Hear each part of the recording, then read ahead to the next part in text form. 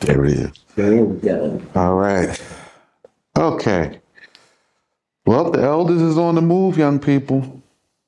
Yes, they are. I'm gathering the elders. Not saying that you guys are not welcome to come. You're more than welcome to come and join. Mhm. But you'll see later, because Genesis almost over. Right? The next major point of Genesis is Yusuf's story, and it basically goes down into Egypt after that. The 70 souls go down into Egypt.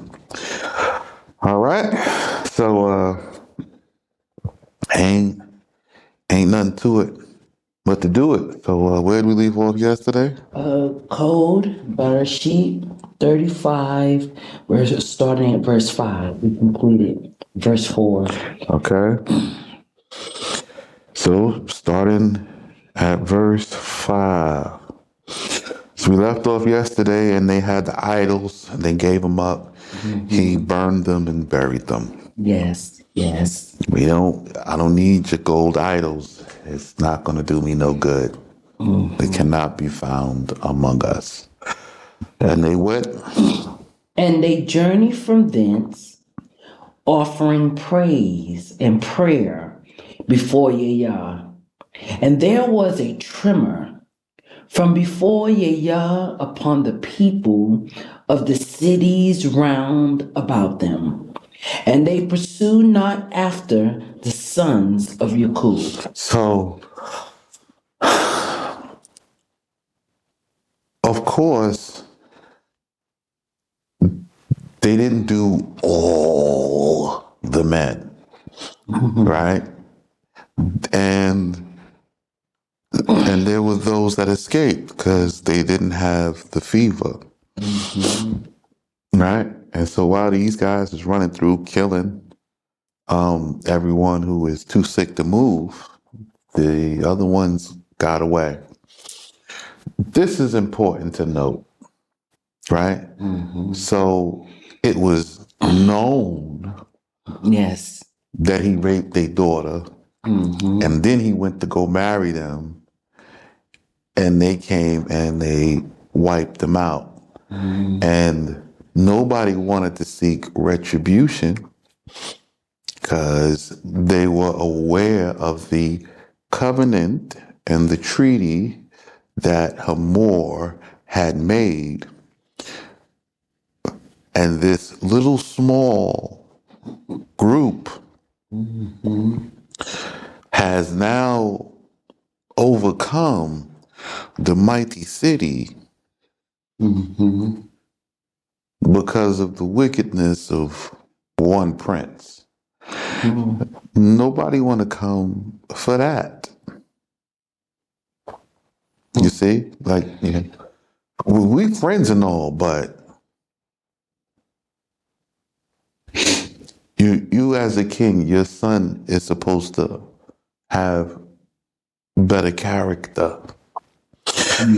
So they leave, and now they're afraid because they may be small, but they know how to tear something down. So they didn't pursue them. And they giving forth the praise of the Most High, because the Most High did not give them any words of correction.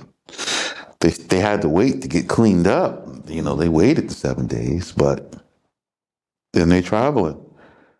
Now let's continue. And Yakub came to Luz in the land of Canaan, which is Beit Allah, he and all the people who were with him. So now they come to Luz, which is Beit El or Beit Allah, Bethel, and Bethel is just south of modern day Jerusalem. There is a big mountainous area. So that's where they go. And he what? And he builded there an altar and named that place to Allah who made his Shekinah, to dwell in Bethel, because there had been revealed to him the angels of Yah in his flight from before Esau, his brother. Okay, so he named the place Bethel because this is where he is having his encounter. And And Deborah, the nurse of Rivkah, died and was buried below Bethel in the field of the plain. And there it was told Jacob concerning the death of Rivkah, his mother. And he called the name of it the other weeping. okay, so then he finds out in his 20 years that his mom is passed. And also also his mom's nurse also passed, which is the concubine. Okay, so she don't have no kids, but she's helping to nurse and raise the children. But she is also concubine. She just don't have no children. Next. And Yah revealed himself to Jacob again on his return from Padam of Aram. And Yah blessed him by the name of his word after the death of his mother. Okay, so the Most High blessed him, and this is after his mother has passed. Okay, on the journey of his return from Padan Aram. And Yah's going to have to tell us, how did you bless him? That's the logical question. So what is he saying? And Yah said to him, heretofore. Okay, that's a nice old word, right? Heretofore. Okay? Before this moment. So before right now. Heretofore. For this moment. Was the name Jacob. Your name shall be no more called Jacob, but Israel. Okay, so I want you to pay attention to this. Whose name changed? Jacob. Okay, it's very specific. Yes. It says your name. So it's Jacob and the people gathered to him, with him. Jacob. He says, your name. Now, if you go back to the covenant of Isaac, it says, shall him and his seed be called after him. But to Jacob, it doesn't designate this name of Israel to his seed after him. His sons is born, they're not called Israel. Israeli. No, they're not. No. No. Somebody didn't have no understanding reading the book. And that's because they're not the people. You see? So the Most High only changed his name. We can be called sons of Israel. But we ourselves. We ourselves, if you ask us what people we are Itzaki. Itzaki. I don't know what these people talking about. So that Israel. No. That's wrong. It's wrong. He didn't change it and make it this. He says the congregation of Israel, the sons of Israel, But he didn't say you, Mm-hmm. Israel, like you. No, no, no, because only one man name changed. Mm-hmm. And he covenanted himself unto Isaac. Mm-hmm. If you're going to talk, you have to talk with judgment. Mm-hmm. This is a manuscript of a judgment. So when I'm telling you, because this law works this way, you cannot accept. But that explains why you're not here. You understand? Mm-mm-mm.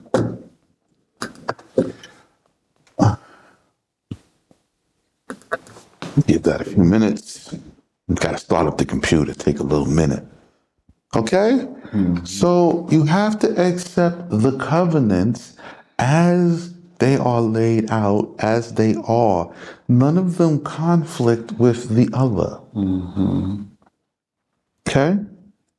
So there was never Israelis or Israelites. That's right. The person who is writing,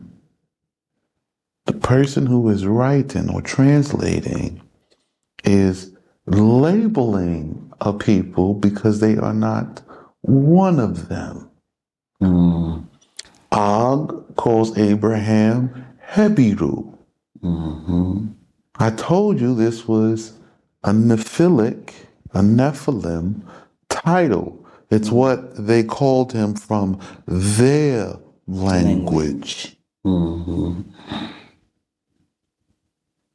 You see? Mm-hmm. This is what they wrote, Yes. what they called him. Yes. But if you ask Abraham and Lot and Laban what they called themselves, they are Hashemi. Mm-hmm. Hashami. What are you talking about? We called ourselves Hashami, Mm-hmm. the Hashami kingdom of Jordan. Mm-hmm. You'll see this later because when they call other people later, you'll see other people call them that know them Hashems and Hashemi. You'll see it. So this point is important because he says, shall your name be called? And continue. And Yah said to him, I am Allah Shadi.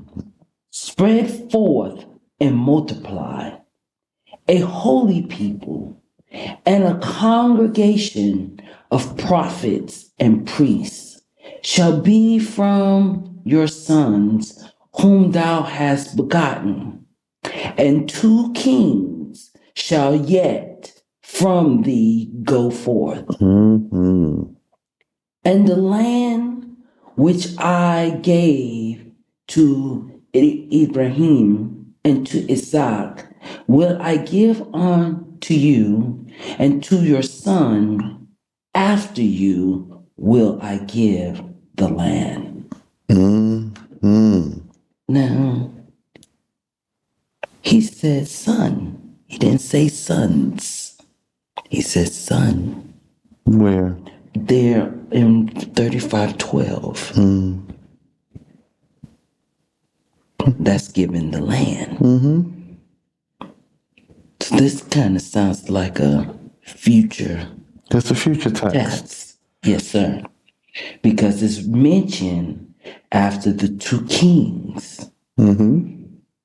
that shall yet go from thee. One he said he would give him a holy people, a congregation Mm-hmm. of prophets, which we know prophets is professors, teachers, Mm-hmm. and priests. Mm-hmm. Shall be from thy sons. Mm-hmm. Plural. And then he said, whom you hast begotten. Mm-hmm.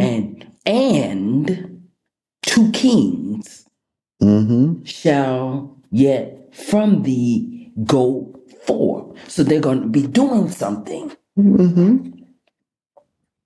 And the land which I gave to Ibrahim and to Isaac. So it's a Pacific land that has already been given. Nothing to try to figure out. Will I give unto thee and to thy son After thee after thee will I give the land.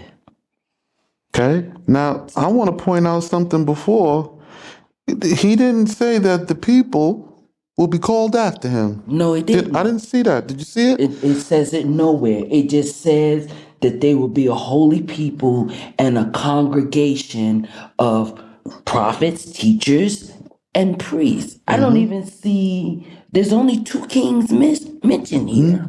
I don't see where we're kings and queens and no, it's Pacific. And we see that along the way. Sarah was named a prophet. Rivka was a prophet. Leah was a prophet. Abraham was prophet and priest and king. Shem, teacher, king. He carried on. So this is our language. Anything else outside of that we're inquiring, we're sinning. Right. So now, when you talk about two kings, have you figured out what the two kings are? Are the two kings which was spoken of, the king Mashiach from the house of David and the Mashiach from the house of Ephraim. Yes. Those are the two kings. Right. From the sons of Joshua. Two kings. Yes, one from Caleb and one from Joshua. Two kings. Because those two men held respectfully, they held true and being obedient, and from them comes the two kings flow. So now you see this, and people don't understand. So the land will be divided when the one with the birthright divides it. Right, which is from Joshua. Yes. The son of Joshua has the law behind him to divide the land. I may take as much of a possession that I can, but it will not be anywhere near what he take. Yes. And then it has to be redivided even of what I possess. The boundary lines will be drawn again. So now you have to understand, which is why we have a Jubilee. It's a time to reset, readjust the lines, and you have to be flexible to accept where the line gets drawn. Right. So this is from here. So we're not called a Hebrew Israelite. I'm a Hebrew Israelite, huh? No, you're not. You're confused. Yeah. You're lost. You're not even woke. Right. Right. You know what I'm saying? Maybe you need to get out of bed, wash your face, and come on into the sanctuary. Let's get the soap from between your ears and let us have some reasonable judgment. And but as prophets and priests, that means there are a congregation that renders service. They're servanthood is the base of who is within the congregation. And everybody want to be in charge, but it's not everybody to be in charge. If you notice, it says and. Yes. It doesn't say or. Yes. So when he says that I'm going to bring you back and I'm going to give you new teachers, new, meaning you're going to learn something that nobody else knows. And you're going to have information that nobody else is taught. And you're going to live in a way that you haven't been living. Otherwise, it's not new. Yes. So there's new. And the world can't learn it until you perform it because they're not doing it. Right? I talk about Bedouin. You guys have no idea what a Bedouin is. You've never met one in person. You don't understand this lifestyle, and you don't see how this is going to even rule the world. I know. But this is what is coming. So now you have to understand what this is. And now continue. And the Shekinah of Yah. And the Shekinah of Yah ascended from him in the place where he had spoken with him. And what happened? And Jacob erected there a pillar of stone in the place where he had spoken with him. A pillar of stone. And he outpoured upon it a libation of wine and a libation of water, because thus it was to be done at the Feast of Tabernacle. And he poured oil of olives thereupon. So you see this instruction? Yes. So during the Feast of Tabernacles, Yes, sir. is where we do this specific libation. Yes, on the 6th day. Right. Yes. So we're doing this specific libation during this feast at its time. It's in the springtime. Yes. Yes. It's not the fall. The fall. Okay. And Jacob called the name of the place where Yah had spoken with him Beit El. And he proceeded from Beit El, and there was yet much space of provision, land. I'm sorry, y'all. But this is just so good. He said, and they proceeded from Beit El, and there was yet much space of provision, land. Land. Not money, land. In the coming to Ephrat. To Ephrat. Ephrat. We'll get back around to Ephrat, but there's something you need to know. So Ephrat is the same land Boaz had. It's the same land that was given to Elimelech and Abimelech and Killian, right? Ephrat, right? And to the people who lived in Ephrat were called Ephrati because the land Ephrat was given to the sons of Caleb and Miriam, who was known as Ephrata. See? So I am Ephrati. Say it with me. Rabbi Sheikh is Ephrati.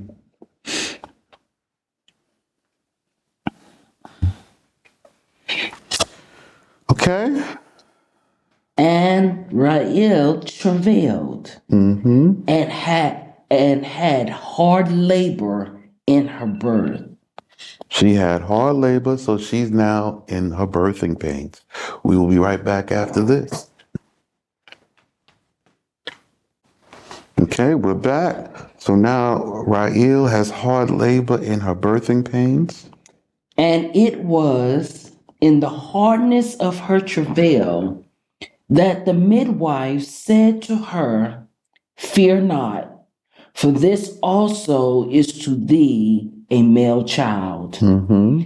And it was in the going forth of her soul, for death came upon her, that she called his name the son of my woe. But his father called him Benjamin. Benjamin. And Rael died and was buried in the way of Ephrat, which is Beit Lechem. Lehem. Okay. Wow. So Ephrat is Bethlehem. Not modern day.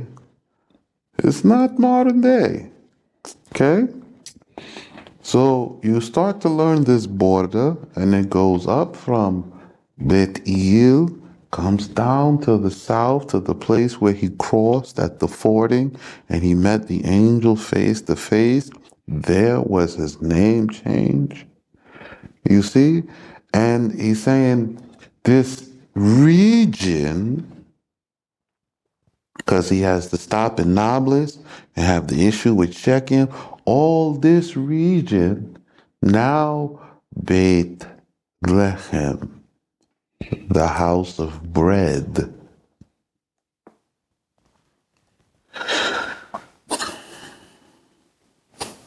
So it's difficult for you to understand. Luz is included, right? Nablus, the city of Shechem, is included. Also, what later would become Mount Zion, right? The hill, it's a mound, not a mountain, right? The hill Tel Zion is there. You have to know this region and its fields. There's a lot of open land, there's a lot of open space. The region and its field will be Beit Lechem.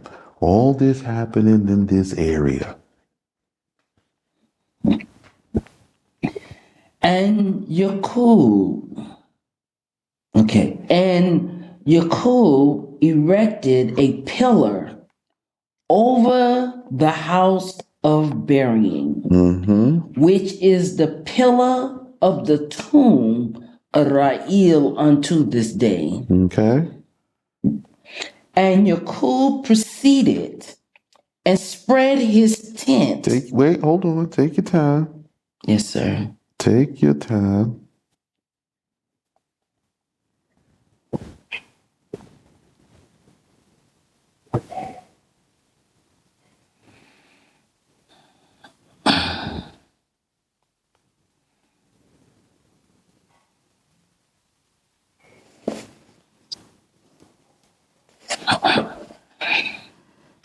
No.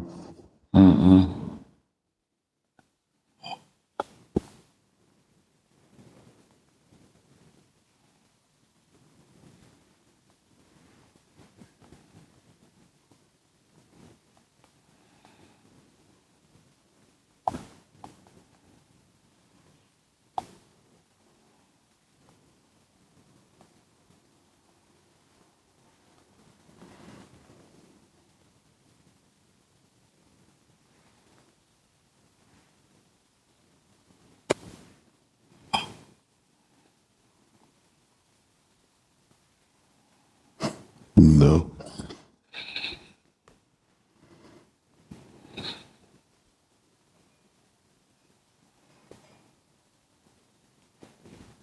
Nope.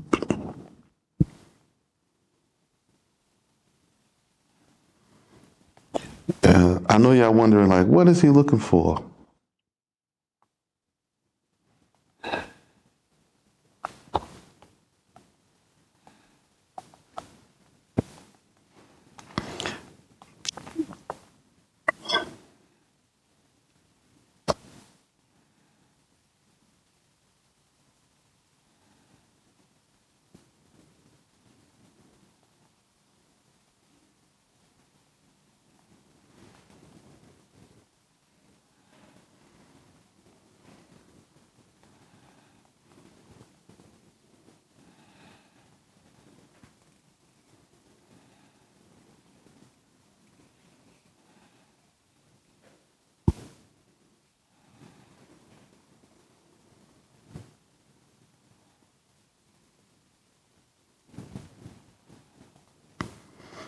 Mhm.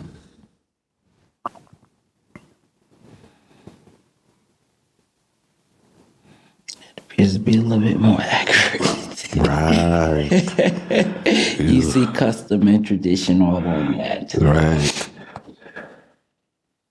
Yeah, much more accurate. Ah, Yeah, there you go. much more And accurate. they buried in Hebron. Hebron. You see? Traditional and custom. Right, It's, yeah, right, don't go with this. right. Because it says that she was buried in the way. So they were on their way to Ephrath. See? This So is they wasn't in Ephrath. They were on on their the way way. there. So again, you look for it, and I can tell you it says it's there to this day. It's there There to to this this day. day, both Isaac And and Rebecca. Rebecca. Together. Yes, They buried together. Well, one here, one there. Two separate tents. yes, yes. All right.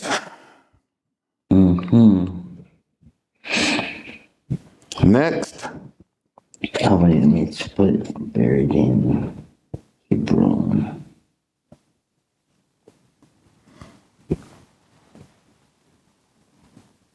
Okay. And Yakub proceeded and spread his tent beyond the tower of Eder. So now, as you can see, he's moving southward. Yes. He's moving in the southward direction. So you come from Bethel, you move south, you get past down Hebron and Nablus, you move south even more, you get to Mount Zion. Then the Tower of Eder, or the Tower of the Sheeps, is down this again by the Dead Sea area where he forded before. Continue. The place from whence it is to be, the King Mashiach will be revealed at the end of days. So there's this place. Revelation happened there. What's the revelation happening there? How will they know? Easy. The people return by this way. When they see you coming this way, they know. You'll be in your traditions and your customs. You know, you will be fully restocked and restored.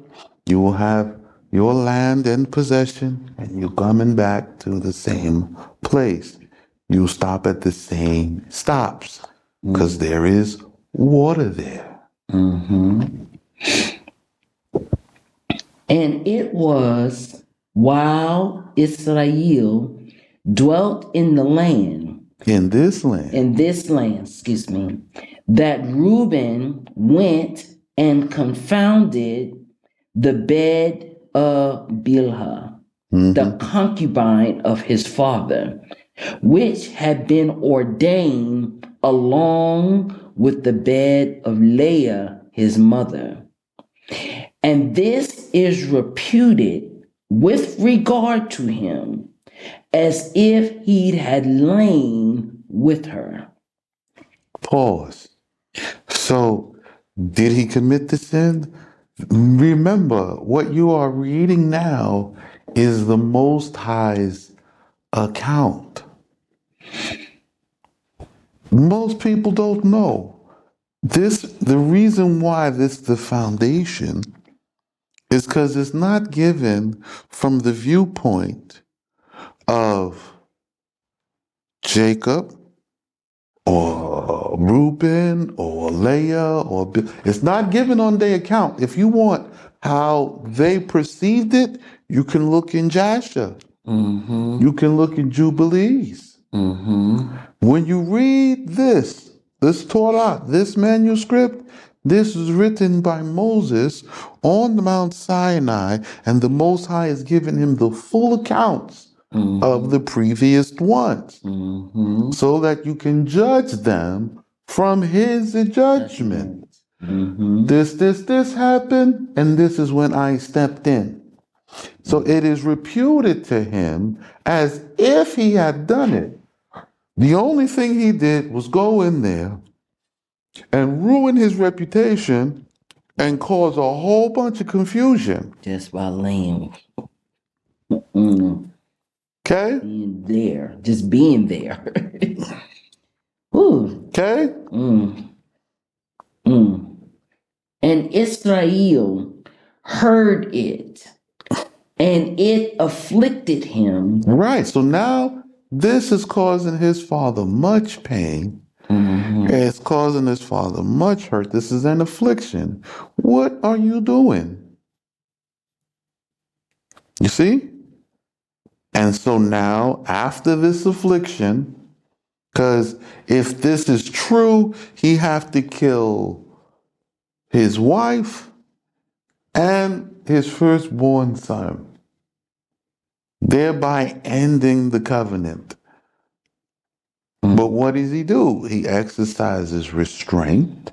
He takes his time and he wants to see the judgment. So let's see what the judgment is. And it afflicted him, and he said, Allah's that Hollis. Hollis. This is enough. Okay, Hollis. Okay. So whenever you see alas, Hollis. Hollis. Hollis. Okay. Enough. Okay. Hollis. That one should have come forth from me so profane, even as Ishmael came forth from Ibrahim, and Esau from my father. The spirit of holiness answered and thus spake to him. So now he's getting ready to go there, right? And he's ready to perform the law. And Most High come. Wait a minute. Let me tell you, this was my plan all along. But I'll tell you where the judgments sit. Okay, calm down. Don't speak from out of your emotions. This is what happens. Slow down. Okay, what we going to do? So let's see what holiness answers and says. Fear not, for all are righteous, and none of them is profane. So after Benjamin was born, the sons of Jacob were 12. So he was ready to hit him, give him, you are profane. No. He's not the profane. He will suffer for giving rise to this occasion, but he's not guilty of death. He did not commit the sin. Okay? He was just present amongst them. You can do wrong. You do wrong. But he's not guilty of the sin. He did not commit the sin. Okay? You can do wrong. Yes. You seen something, you know?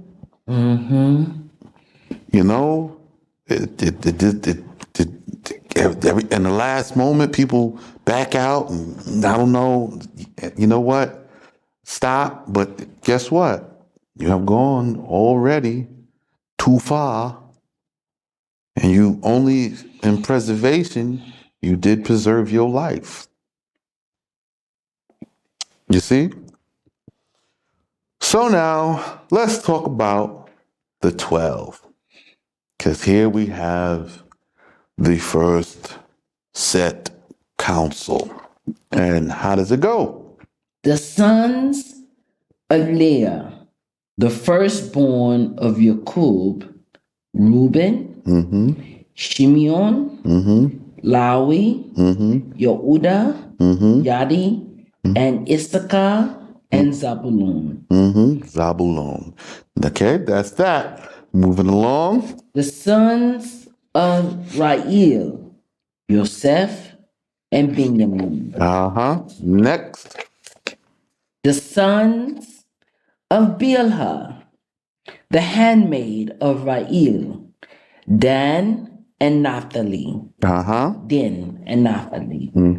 And the sons of Zilhah, the handmaid of Leah, Gad, Ashur. These are the sons of Yaakov who were born to him in Padan Aram. And Yaakov came to Isaac his father at Mamre, the city Of Arba, which is Hebron. From there, Ibrahim, For there Ibrahim and Isaac had dwelt. And the days of Isaac were 180 years. It's the point, brother, that you shared with us a few days ago in regards of the order of the sons. And here it clearly states, because remember you were saying that the firstborns was considered from Leah and Rael, not what the first sons that came from. All the first sons are counted as firstborns of virgins. Yes. But this is another firstborn, but this is unto the handmaid of this one. Yes, sir. This is the firstborn. He will receive his firstborn right. Yes. But this is unto this handmaid of this wife. Yes. You see? And so you'll see, if you look at it, the birthright, the priesthood, and everything else falls to the pure blood daughters. Yes, sir. Yes. And the other sons receive a portion. Yes. Okay? Yes, sir. And so Reuben's birthright transfers to Yosef. So Yosef receives the double portion, which is the birthright, the double portion of land, right? And then he took the double portion and it divided between his two sons. So a whole portion to the half tribe of Ephraim and the whole portion to the half tribe of Manasseh. Do you see? Yes, so sir. It continues, but that was his punishment in confounding. You holy, fine. You get your regular portion like a son, and you get to come into the next life. Reuben, you get to go with your brethren. But you pay a price. The priesthood is going to Levi, this on account of the angel. Okay? And the kingship will go to Judah, and it's on account of his repentance. Wow. And Isaac expired and died and was gathered to his people, old and full of days. And Saul and Jacob, his sons, buried him. Okay? So, minus Jubilees, he was 180. Minus Jubilees. And these are the genealogies. Now we're getting ready to go into Saul. Okay? So here we go. These are the genealogies of Esau, who is called Adam. Esau took wives of the daughters of Canaan. Ada, the daughter of Elon, the Houthi, and Ahalibama, the daughter of Anna, the daughter of Sibeon, who is a Hebe, right? From Heba, and Basmath, Basamat, the daughter of Ishmael, whom Nebaioth, This is Nabat. Nabat, So when they talk about the Nabatee, this is the Nabatee. This is from Nabat, who her brother gave to him. okay, So he took an Ishmaelite daughter, and then and Ada bare to Saul Eliphaz, and Basmat bare Reuel, Reuel, right? Reuel, and then next, and Ahalibama bare to Saul Yehus, and Yalam, and Korach. These are the sons of Saul who were born to him in the land of Canaan.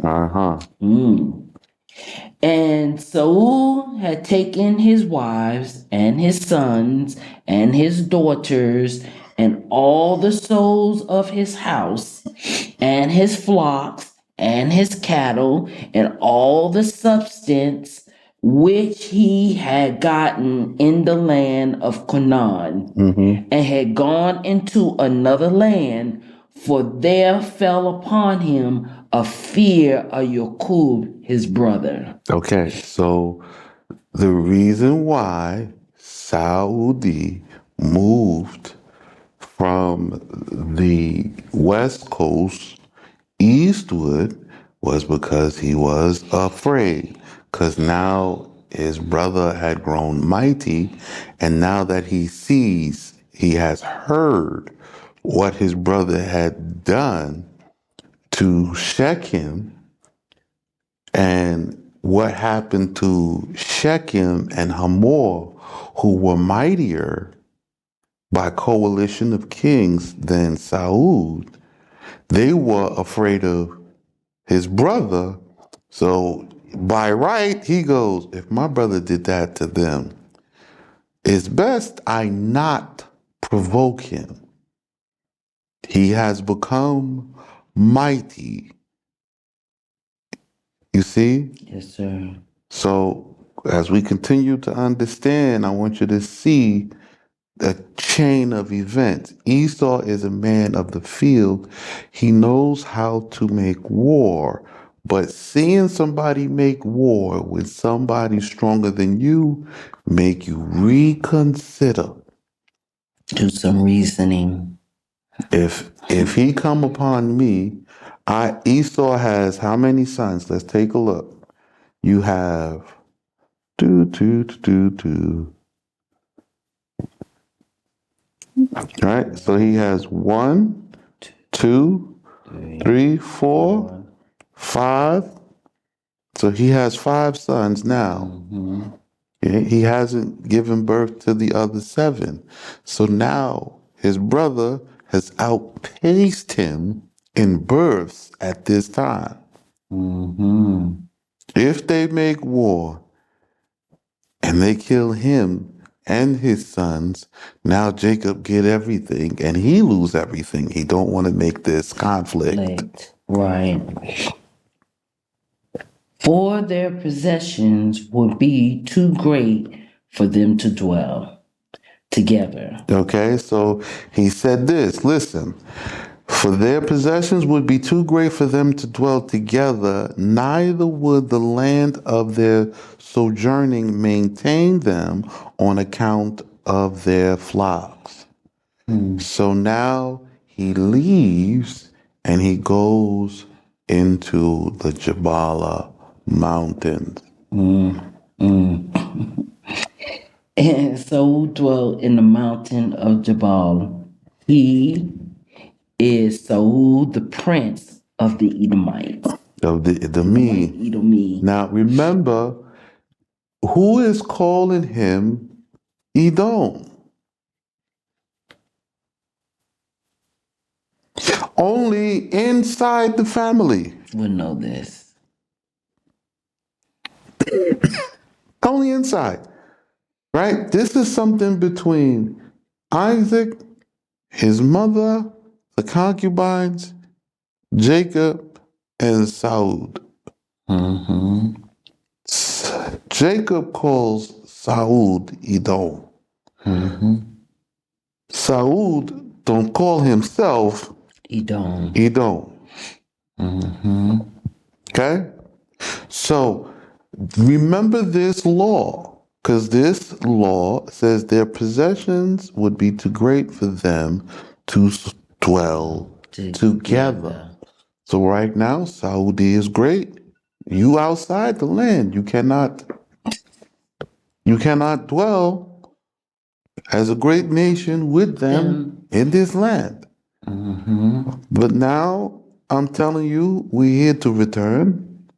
And in returning, I already know we're going to be small. But as we grow, everything he built, it has to come down.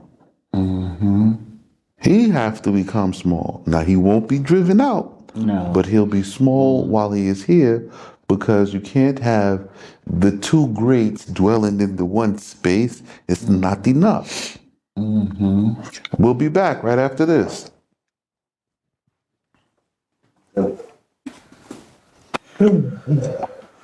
All right.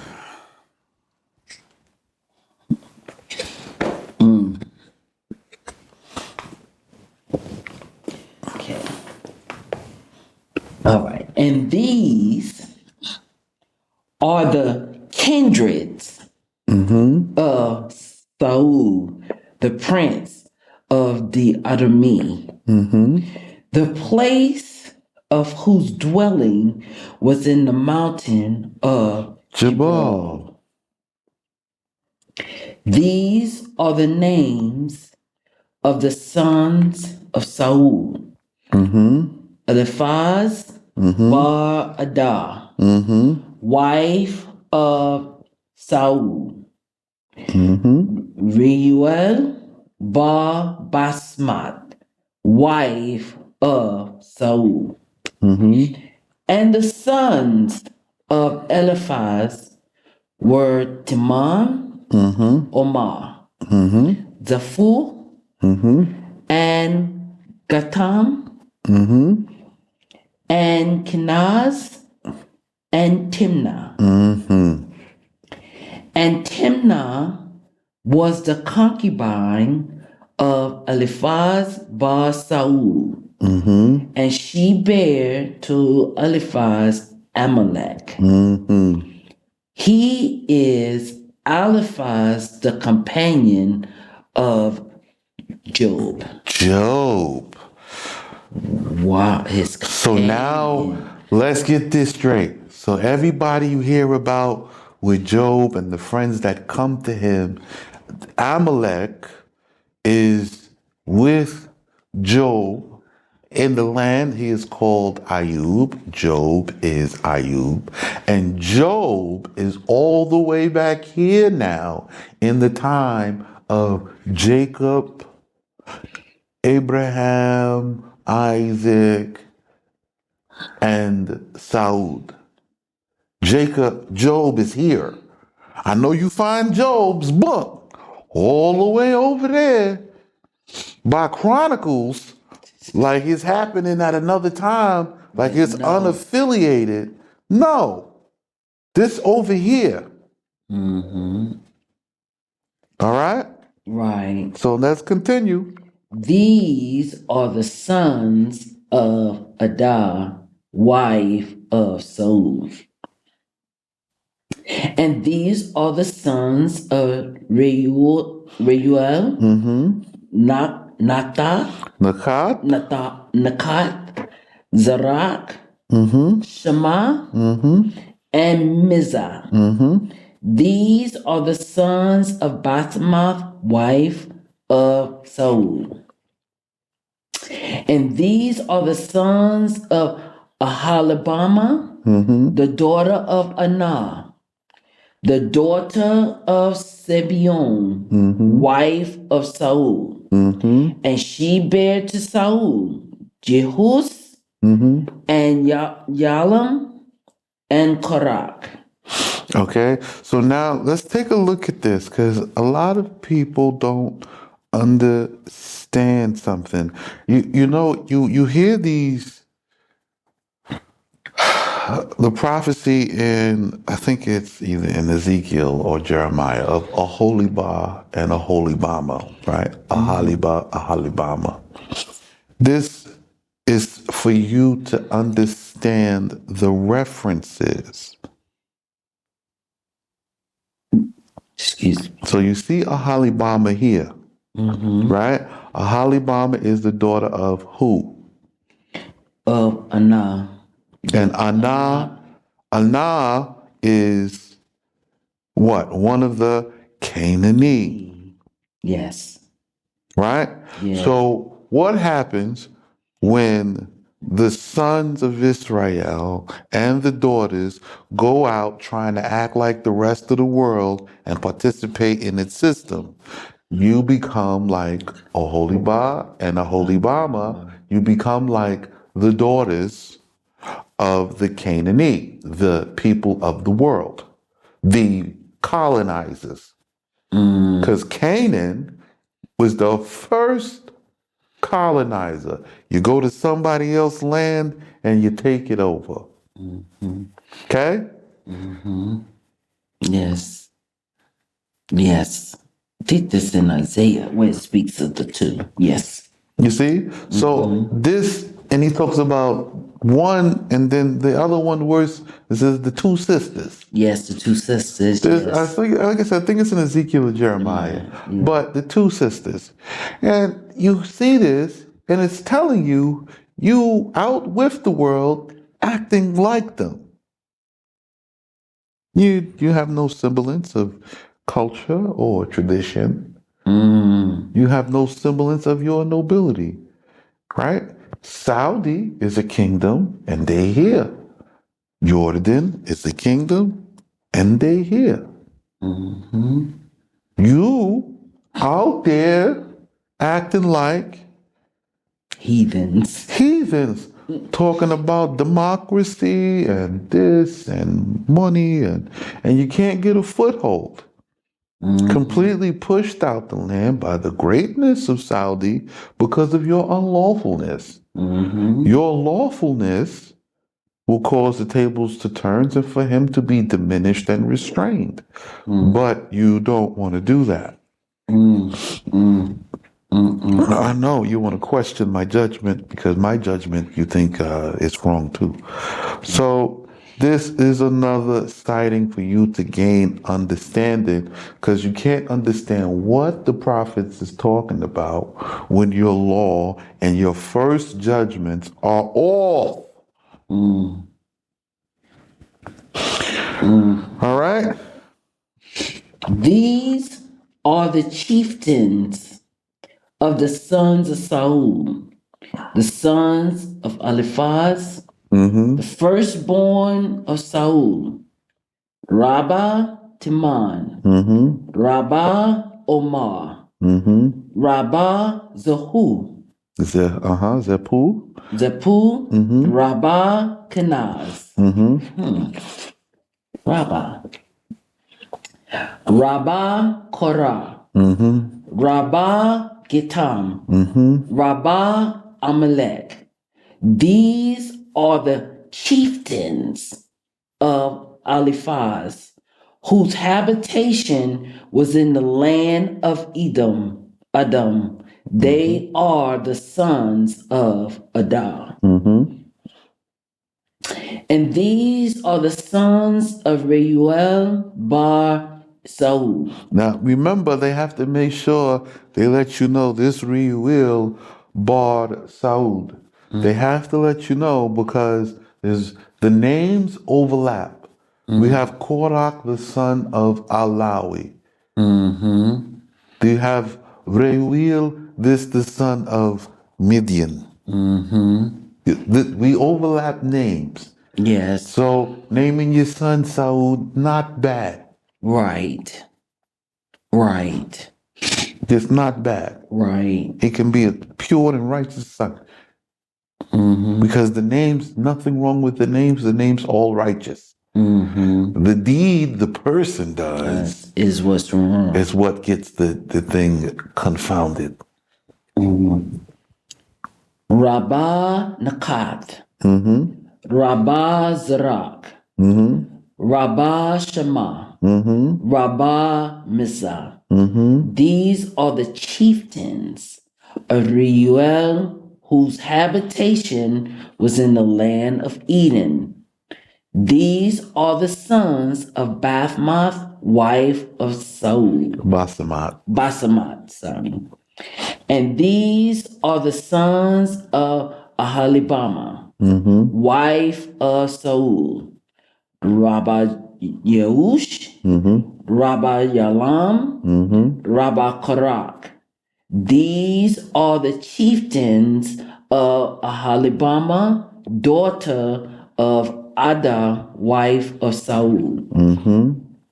These are the sons of Saul, and these their chieftains. He is the father of the Edomites. Edomites. These are the sons of Jabal, the generations who before that had dwelt in that land. Lotan, Shabal, and Sabion, and Anah, and Dishon, Etzer, and Dishon. These are the chieftains of the generation of the sons of Jabal, whose habitation was of old in the land of the Edomites. And the sons of Lotan were the Chori, and Heman. And the sister of Lotan was Timnah. So you see, he is now mingling with the Nephilims. So he's getting the whitest skin now because he's inbreeding with the Nephilic blood. Okay, so this here is the Nephilic blood. You'll see. Keep going. It's going to tell you. Okay. And these are the sons of Shabal, Alvan, and Manakoth, and Ebal, Shepho, and Zepho, and Onam. Now, Zepho, he's the one, he leaves, right? And he goes to try and conquer Rome. And when he cannot conquer Rome, he decides to make a treaty with them to exchange and intermarry and become one people. He accedes to Rome, which is why when you look at the Vatican, you see both white and black and every variation of mixed popes. All of these are the sons of Zepho and the princes of Kittim when they became one people. Nephilim. Right?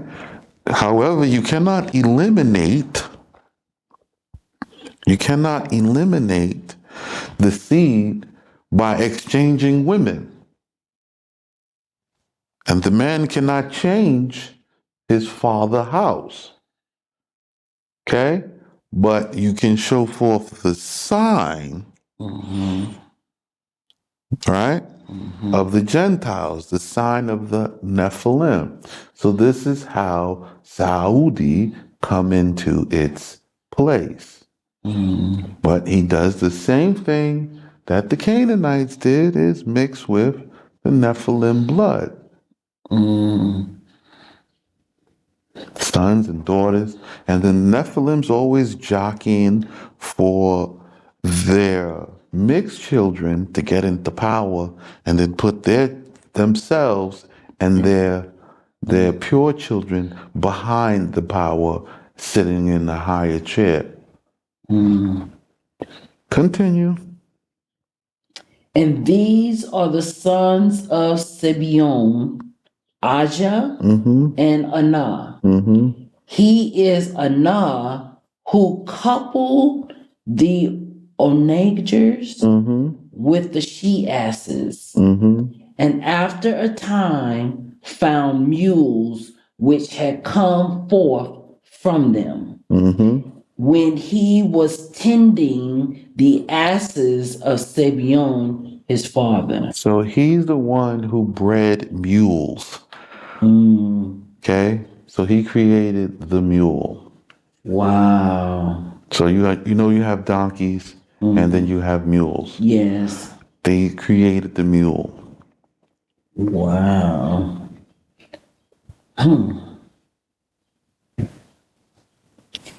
And these are the children of Anah. Dishon and Ahalibama was the daughter of Anah. And these are the sons of Dishon, Hemdan and Yisban and Yithran and Karan. These are the sons of Etzer, Bilhan and Zavan and Akan. These are the sons of Dishan, Hutz, and Aram. These are the chieftains of the families. Rabba Lotan, Rabba Shabol, Rabba Sibion, Rabba Anna, Rabba Dishon, Rabba Etzer, Rabba Dishan. These are the chieftains of the families, according to their principalities, whose habitation was of old in the land of Gabla. These are the kings who reign in the land of Edom, before any king reigned over the sons of Israel. In Edom reigned Balaam. Laban. This devil here. your nemesis. Ooh, Laban reigned over them. So remember, he's not supposed to cross the border to do evil. Right? However, he crosses the border and he heads south, past over us in our area, in our land, to go down into the mountains of Jabala. Right? Now, if you want to know about the mountains of Jabala, this mountain range stretches all across and around the land of Saudi. Okay? So Mount Sinai is in the Jabala Mountains. Okay? When they go, and it comes up into the land too. So I just want you to know, like, Mount of Olives is part of the Jabala mountain ranges. These mountains is a range area. But these Nephilims lived there first in the mountains, right? So they have to get driven out. Saudi does drive them out as he come into power, as he pushes them out and takes the land to himself. But he has to grow first, so you don't go in there and just make war and drive them out. You have to grow first, but he pushed them up into the Caucasus. He does do this. Okay? Now Laban, on the other hand, he is so wise and so strong, he reigns over Edom. Because he has the understanding. So since you understand how to do this, lead us, we'll follow you, and we will do this and we will support you. And they make all of these rabbis, right? Rabbi Sheikh, oh, sorry, not me. Right? Not me. You don't want the Rabbi Sheikh. You want something else. Right? You want King Arthur. King Arthuritis. Well, this is the facts, okay? So this is Balaam. And what is... And the name of the city of the house of his kingdom was Dinhaba, Dinaba. Dinaba. Okay? And Bela died, and in his steed In his stead reigned Jobab. Jobab, the son of Zerah of Bathra.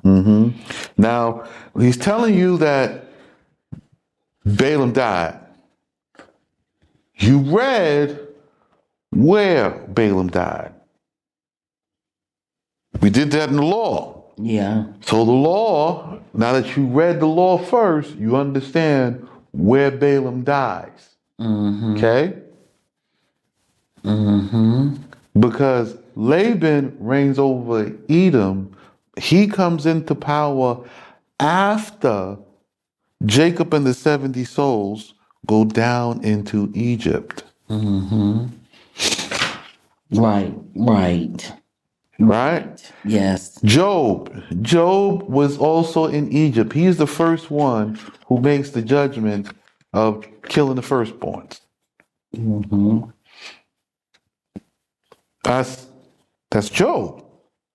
So when Job gets afflicted by the Most High, it was on account of what he had ordered in Egypt. Okay, so you're gonna catch up. I know this is like coming at you hard and fast, but I'm gonna try to point out some points. And you got to get the book. You got to read. You're gonna have to review it. You got to cross-reference your materials. And I'm not cross-referencing right now because if I start cross-referencing, I'll never get through the law because you can cross-reference forever. I got 8 years of cross-referencing and I'm still cross-referencing. So I'm not going to cross-reference right now. Some stuff you're going to have to come into the school for a year and learn.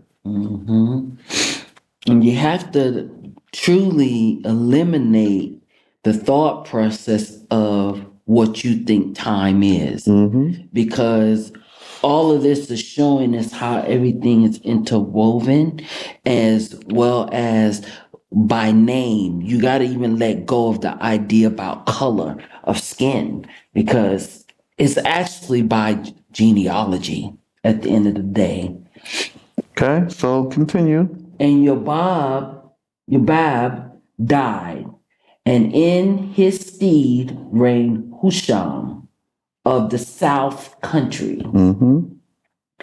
And Husham died, and in his stead reigned Hadad, the son of Bedad, who slew the Midianites when he arrayed war with them in the fields Of Moab. of Moab.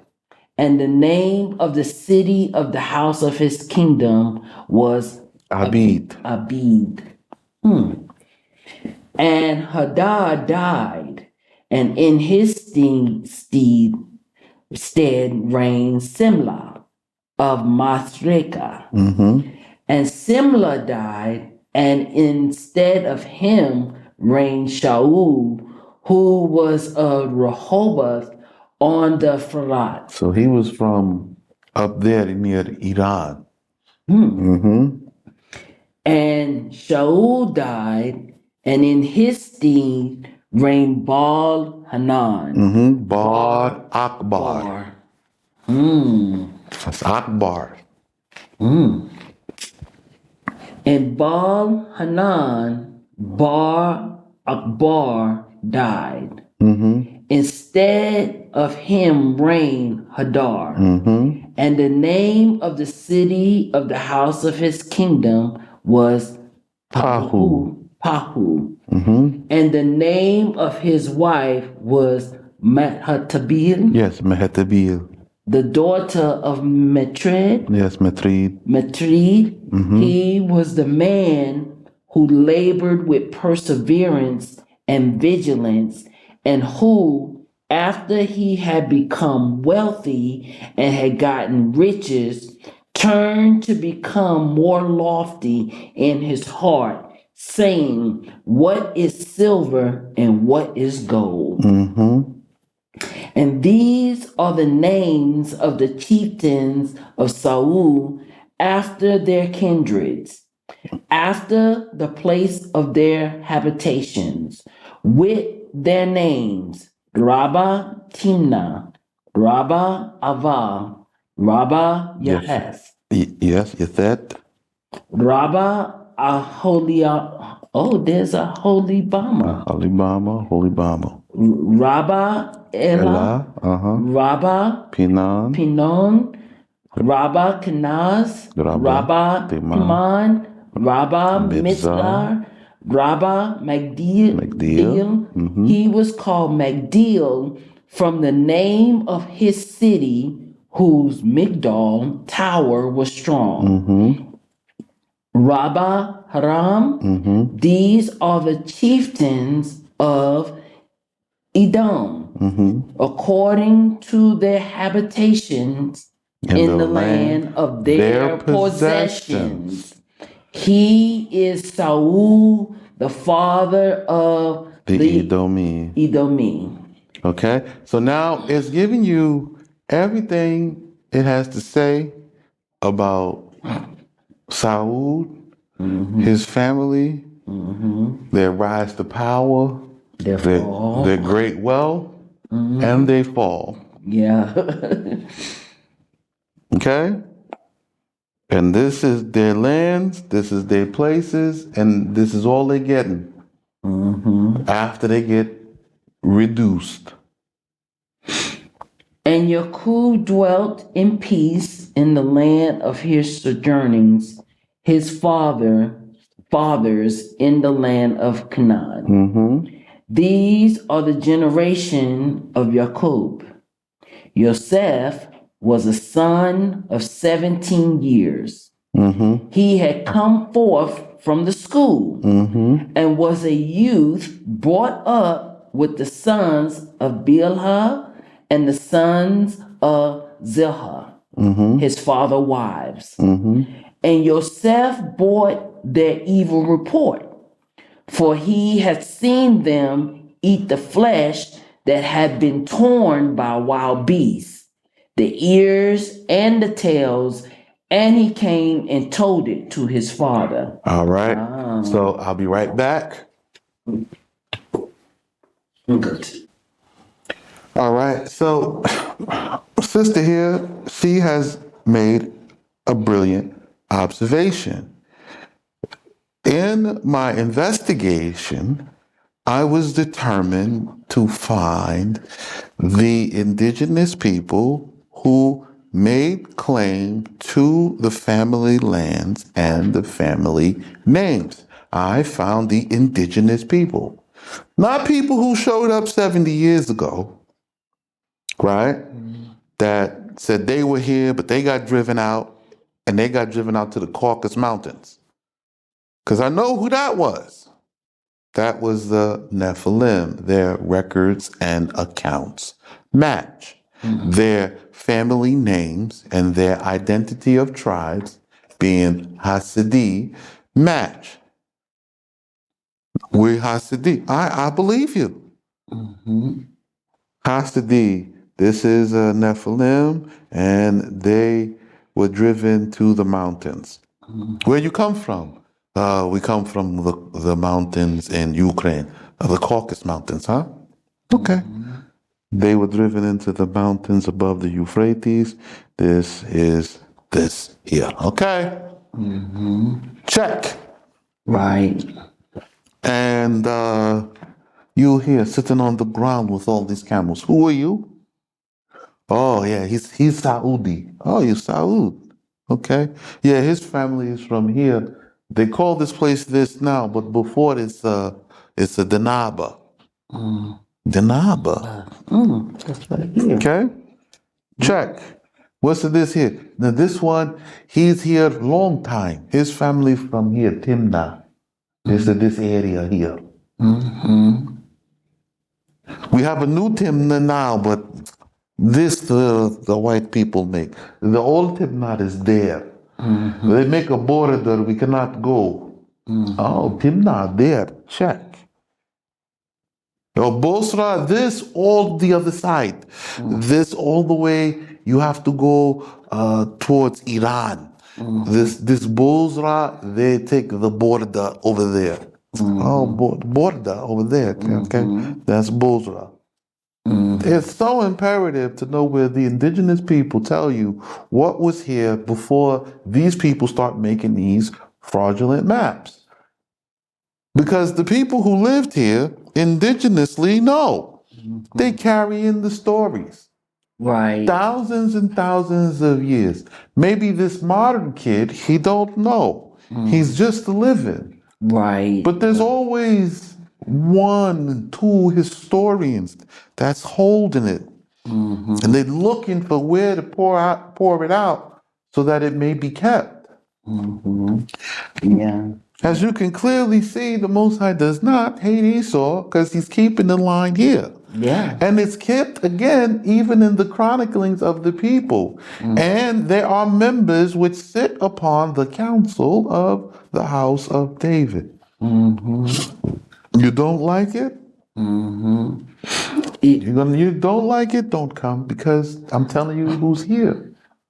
And you know, I hear somebody, oh, well, I saw on the map of 17 such and such. Well, I have a map right here that tells everything, names, lists, everything. It was written before 1700 and so and so, so and so. Mm-hmm. So you're going by what you want it to be. That's not Not going to how work. it doesn't work that way. No. Okay? So now we're talking about Joseph. Yes. So Joseph comes after coming out of the school. What does he know? I know the law. Oh, I know the yes. rules. Mm-hmm. He goes out to meet his brothers, and what are they doing? What the hell they want to do because they think they can get away with it. Well, this animal was caught by a beast, and we drove the beast off. Now we're looking at this dead animal, and we want to eat it. This against our law. We not allowed. Right. We can sell it, Yes, but we but we ourselves. ourselves cannot eat it. Mm-hmm. Now, why are they like this? Why they don't want to eat the sheep? Because nobody want to eat their wealth. Mm-hmm. You don't want to eat your wealth. And then he doesn't. So instead of being down two sheep, we just keep this one and we only down one. Mm-hmm. So he goes and tells his father this because he's what? He's passionate about what he has learned in the school of the law. So now he comes and reports this to his father, and as usual, snitch. Mm-hmm. Okay, continue. And Israel loved Joseph more than all his sons, because the likeness of Joseph resembled his own, Hmm. and he made him a figured robe. So he makes him now a special robe, Mm-hmm. right? Continue. And his brothers saw that their father loved him more than all his brethren, and they cherished enmity against him and were unwilling to speak peacefully with him. So now they don't like him because he's a snitch. And the father looks at him, but they don't understand the father's favoritism towards him.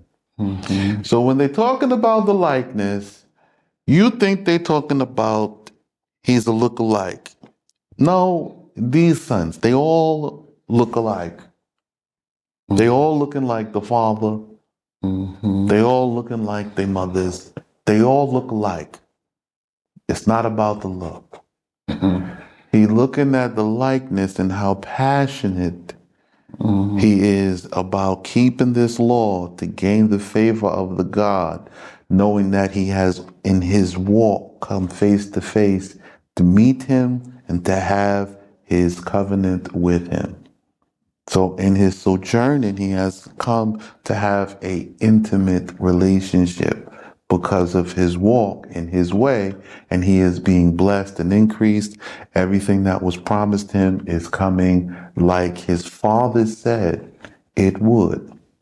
So now when he sees Joseph is adamant about the law, he says, listen, he's more like me than my other sons. They cheating, they cheating on the rules.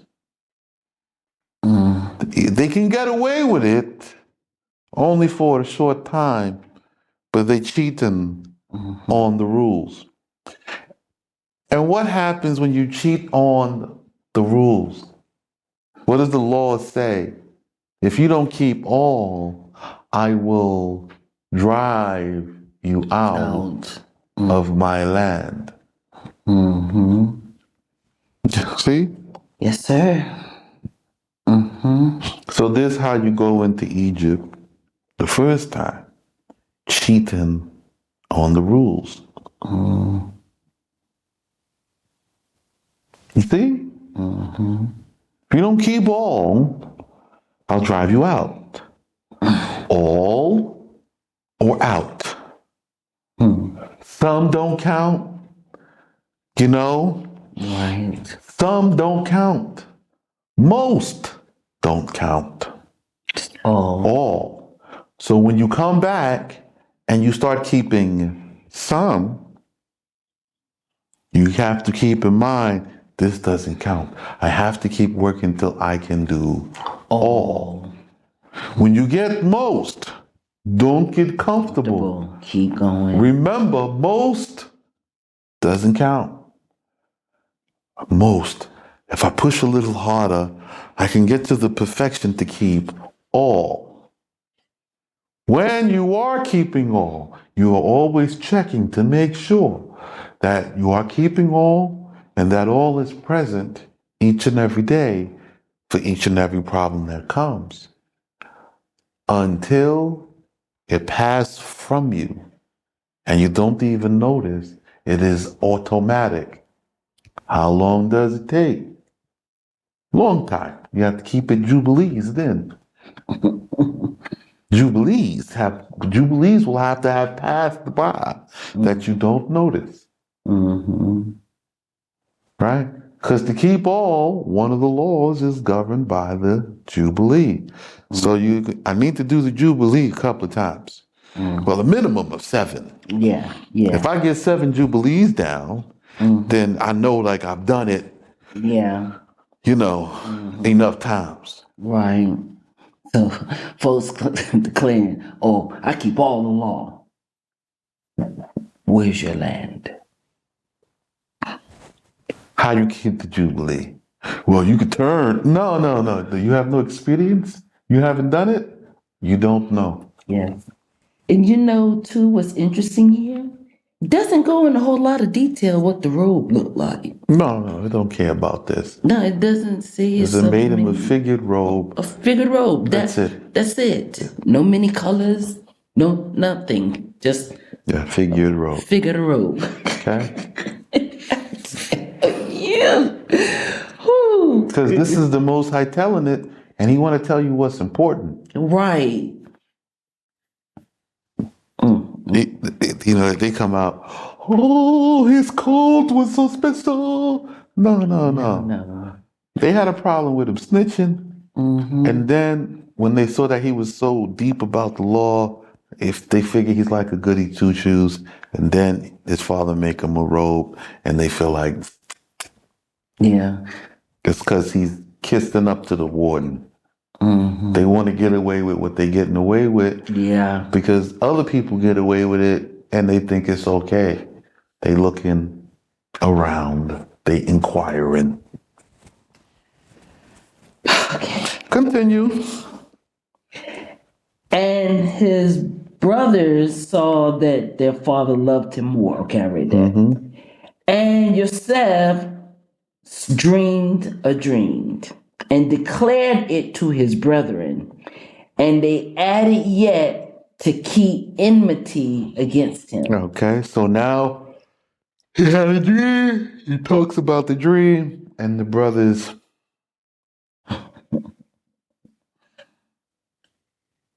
Okay? Y'all know this face. This nigga here. Who you think he is? I know. So, okay, so continue. What they doing now? And he said to them, hear now this dream which I have dreamed. Behold, we were binding sheaves in the midst of the field. And lo, my sheaf arose and stood upright. And behold, your sheaves surrounded and bowed to my sheaf. And his brothers said to him, art thou thinking to reign over us? Or dost thou expect to have rule over us? And they added yet to keep enmity against him for his dreams and for his words. So, you think you're going to rule over us? Look at this high and mighty nigga right here.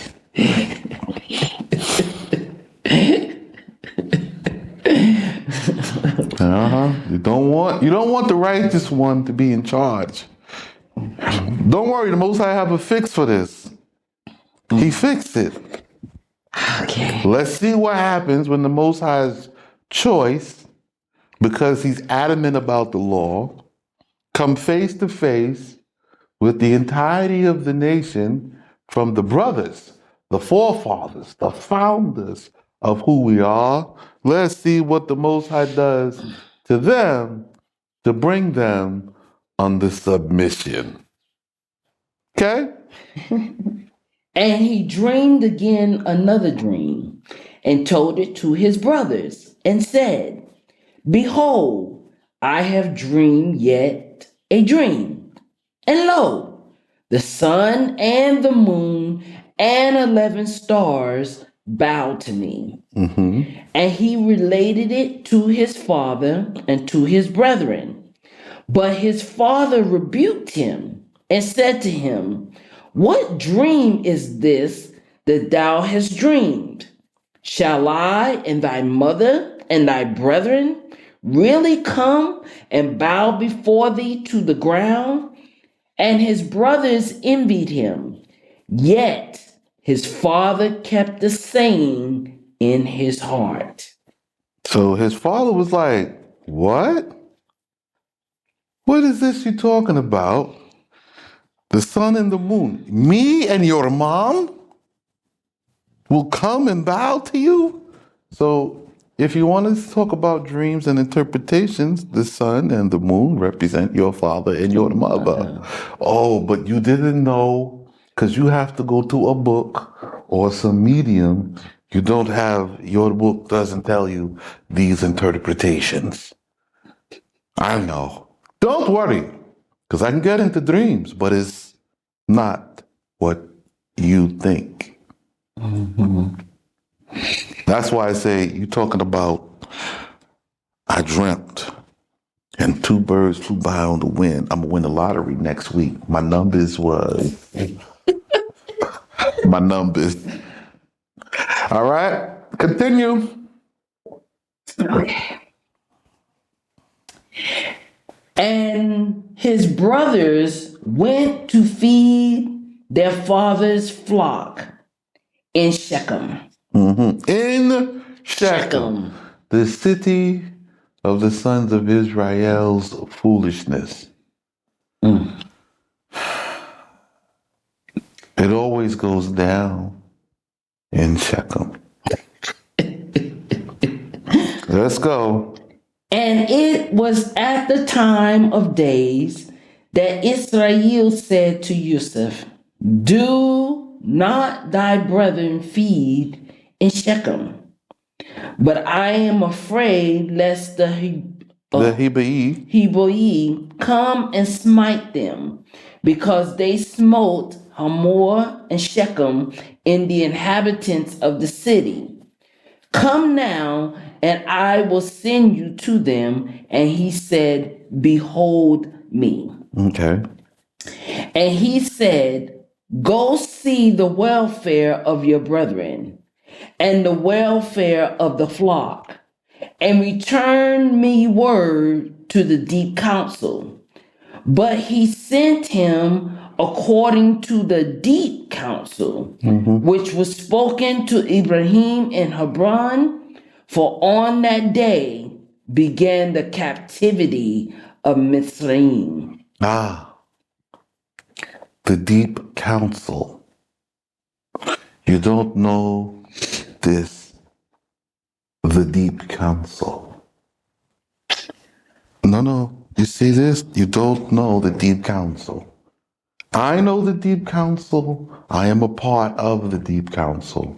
My teacher is a part of the deep counsel. There are few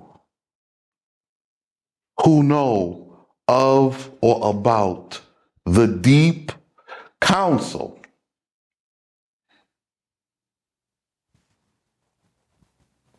You don't even deserve to hear about it because you've done nothing to know. I'm going to continue, but know there is a deep counsel. It stretched from Abraham down every branch. Whether you are Israeli or Ishmaeli, all the same. There is a deep counsel. Continue. For on that day began the captivity of Mizraim. So the captivity of Mizraim begins this day. Let's see what happens on this exact day. And Yosef arose and came to Shechem. And Jabril, in the likeness of a man, found him wandering field. And the man asked him, saying, What seekest thou? And he said, I seek my brothers. Show me, pray, where they feed. And So that word pray is show me, I beseech you, or I ask of you where they feed. Now he's talking to Jabril. Okay, what happens? And the man said, They have journeyed hence. For I heard beyond the veil that behold, from today will begin the servitude to the Mizrae. And it was said to them in prophecy, The Hebrew will seek to set battle in array against them. Therefore said they, we will go on to Dothan. Okay, so now he says, listen, they are coming to make war at this time. And now he understands what they're coming to make war about because of what has happened with the brothers when Shimon and Lawi have went to go down and make war with them. Right? And now he knows, listen, Abraham warned of this day. It is written. The understanding is passed down metawata, from man to man, about how to understand what is written. This the deep counsel, you see. And so now when Jacob is going, he now is confronted part of an angel. Why? He has the likeness of his father. He is now the one coming into and to approach the deep counsel. He must go through the process. And even in avoiding it, you avoid the war. But the captivity of the Mizraee is coming. How do we know that Abraham knows this? Is because in the battle, he split the army, and those who didn't fight, he made them to swear at this time to go take retribution for his children, that they may come out of the Mizraee, and they give back for the innocent blood that would be shed there. See? Yeah, that goes back with the time with Lot. So again, the brothers have also merited going down to Mizrae in breaking the law, eating the abominable thing. Sounds familiar. So you scholars can have at that. Go and decipher that I am wrong. Do their research. Research. Google. Yeah, go Google it. Go to Wikipedia. I don't have no Wikipedia.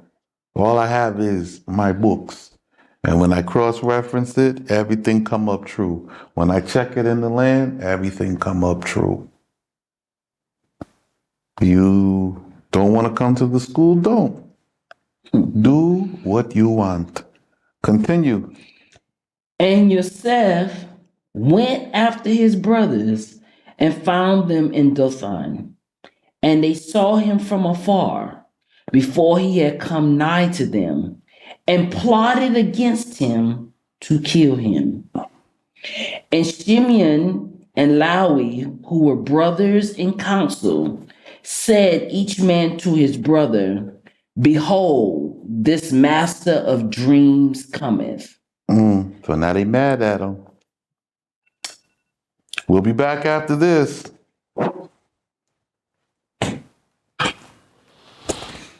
Okay.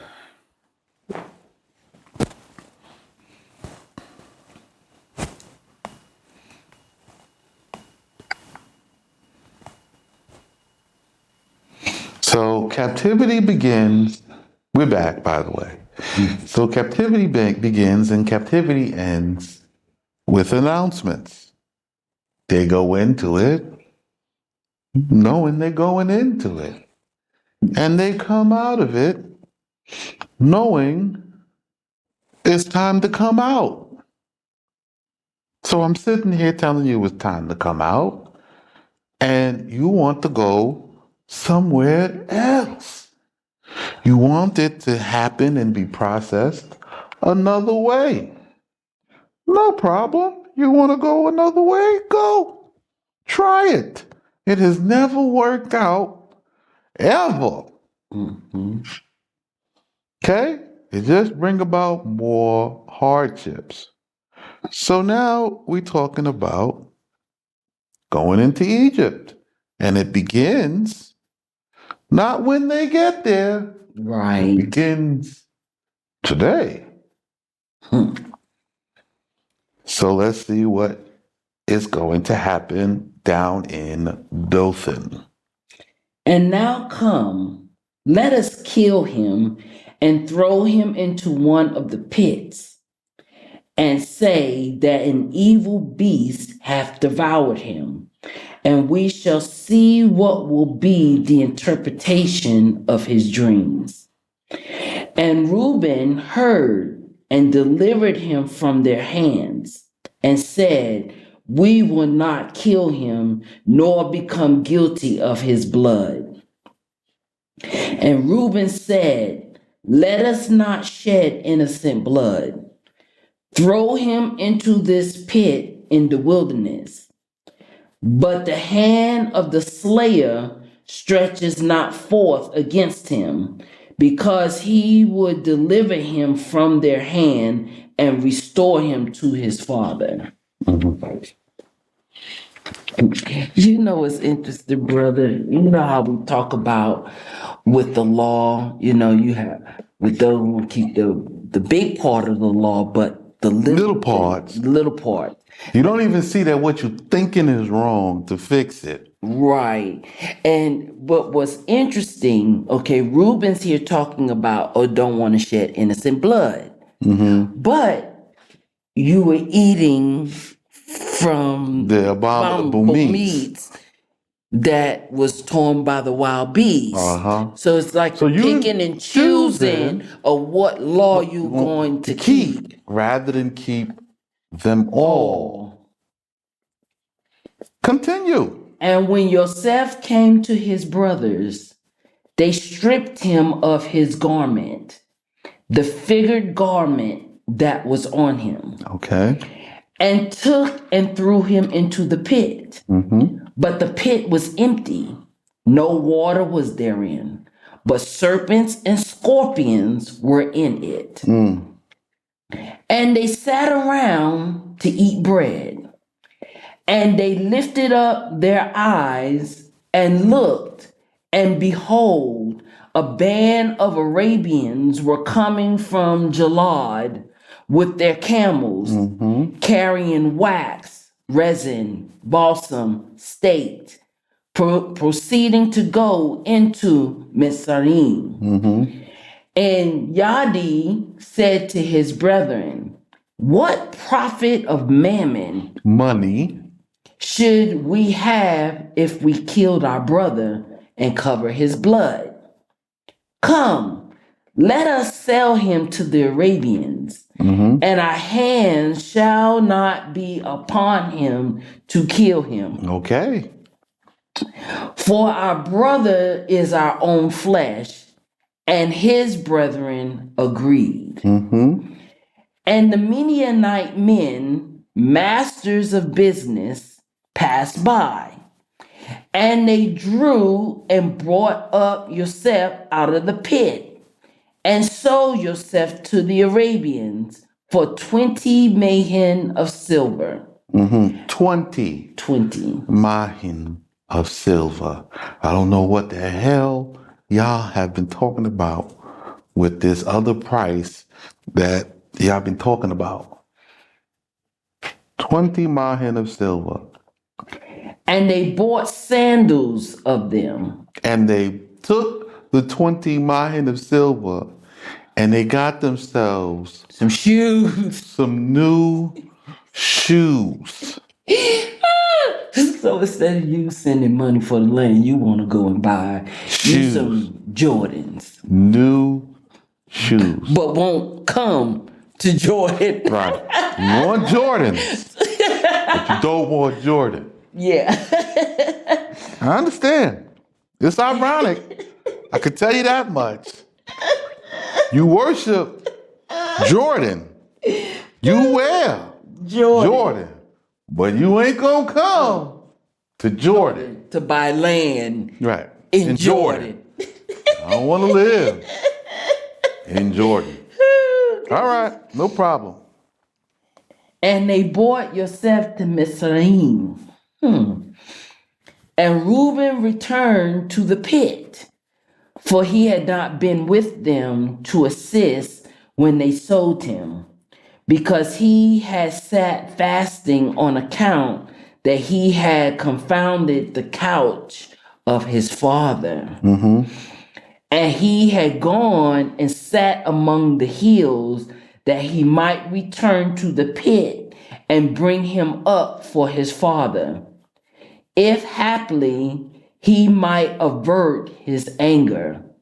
But when he had returned and looked, and behold, Yosef was not in the pit, he rent his clothes and returned to his brethren and said, the youth is not, and I, whither shall I go? How shall I see the look of my father's face? But they took the garment of Yosef and killed a kid of the goats, because his blood is like the blood of a man. And they dabbled the garment in the blood. And they sent it by the hand of the sons of Zilpah, and of the sons of Bilhah, the figured garment. And they brought it to their father and said, this have we found. Now, know now whether it be your son's garment or not. Now, this is the entirety of the conspiracy. So they sold him and they got themselves some shoes. And Reuben is not privy to this. He's not okay with killing him, and he's not okay with, he's not known about selling him. He wanted him to suffer a little bit. He wanted him to Pay a little. to try to humble him down and, get yourself together. You know what I'm saying? And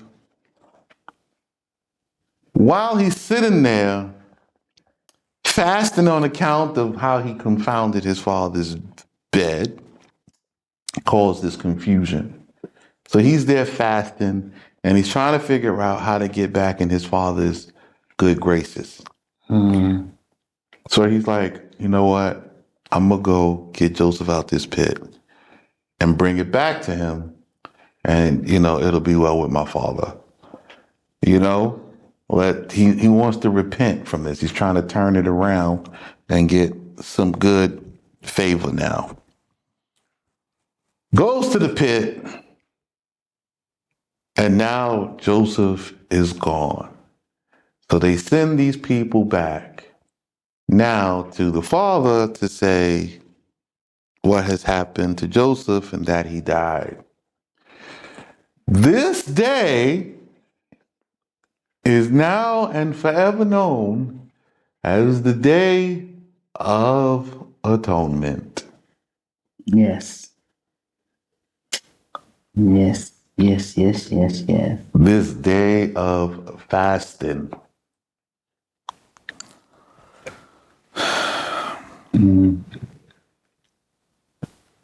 Okay, so this is the Day of Atonement.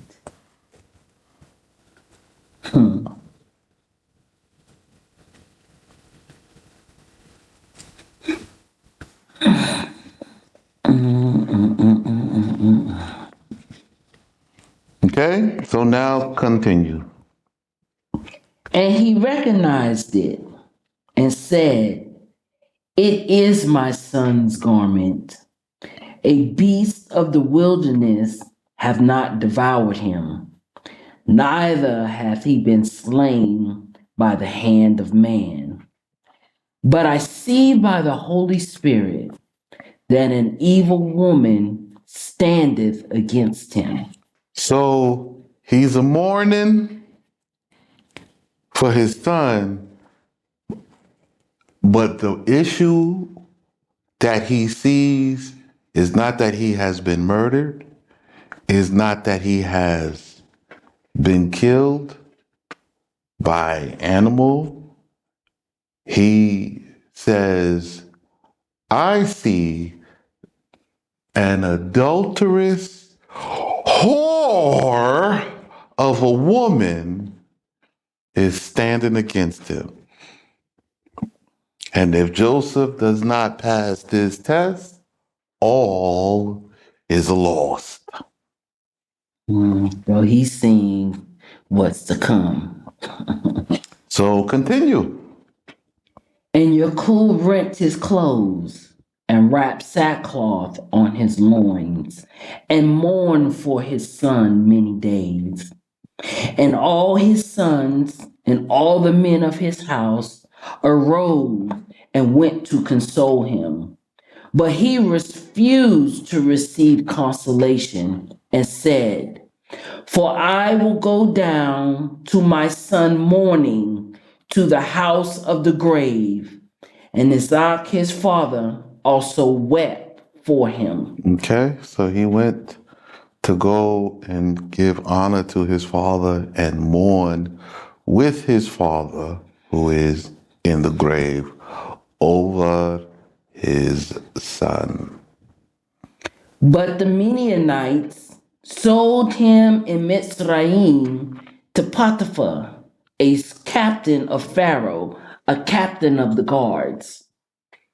It was at that time that Yadi had gone down from his property and separated himself from his brethren.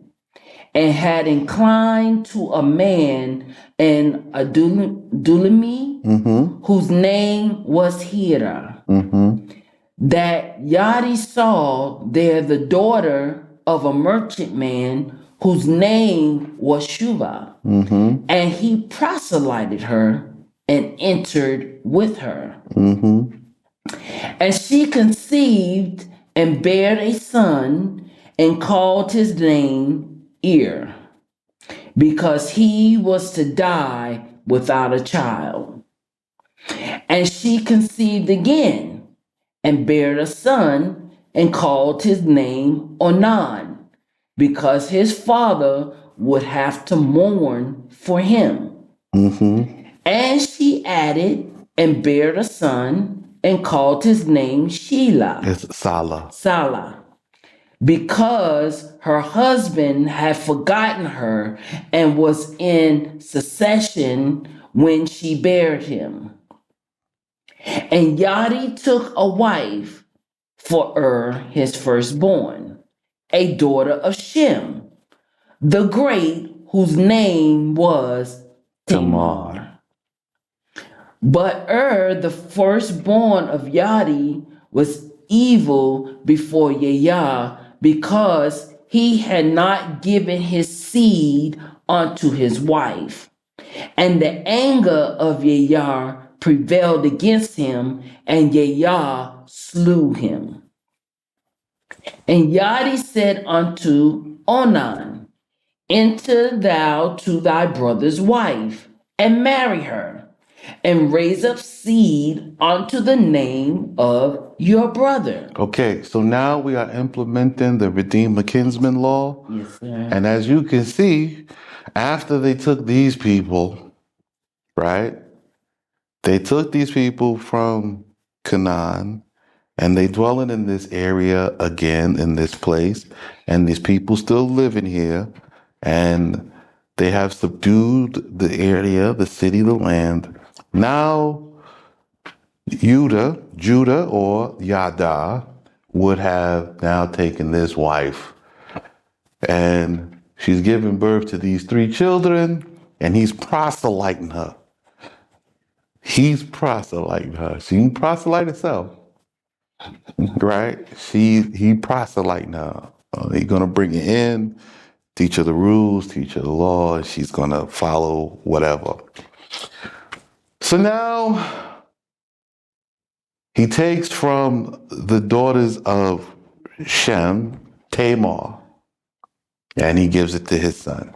So let's see how this work out when you got your own plan. Okay? Let's see how this is working out. Let's see how it worked for Yada. Continue. And Onan knew that they would not call the children after his name. So went to marry her, and he died. Now, if you want to know what happened, is he married the woman and betrothed to her, then he went off to war. And he died in the war.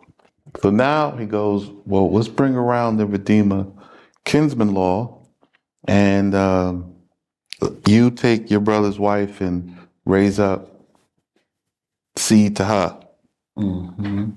Right? And then Onan, he knew that they were not going to call the children after his name, so this is not going to be Bar Onan. This is going to be like as if his brother had a son. Right? Raising up the house to his brother, he's going to receive his brother's possession.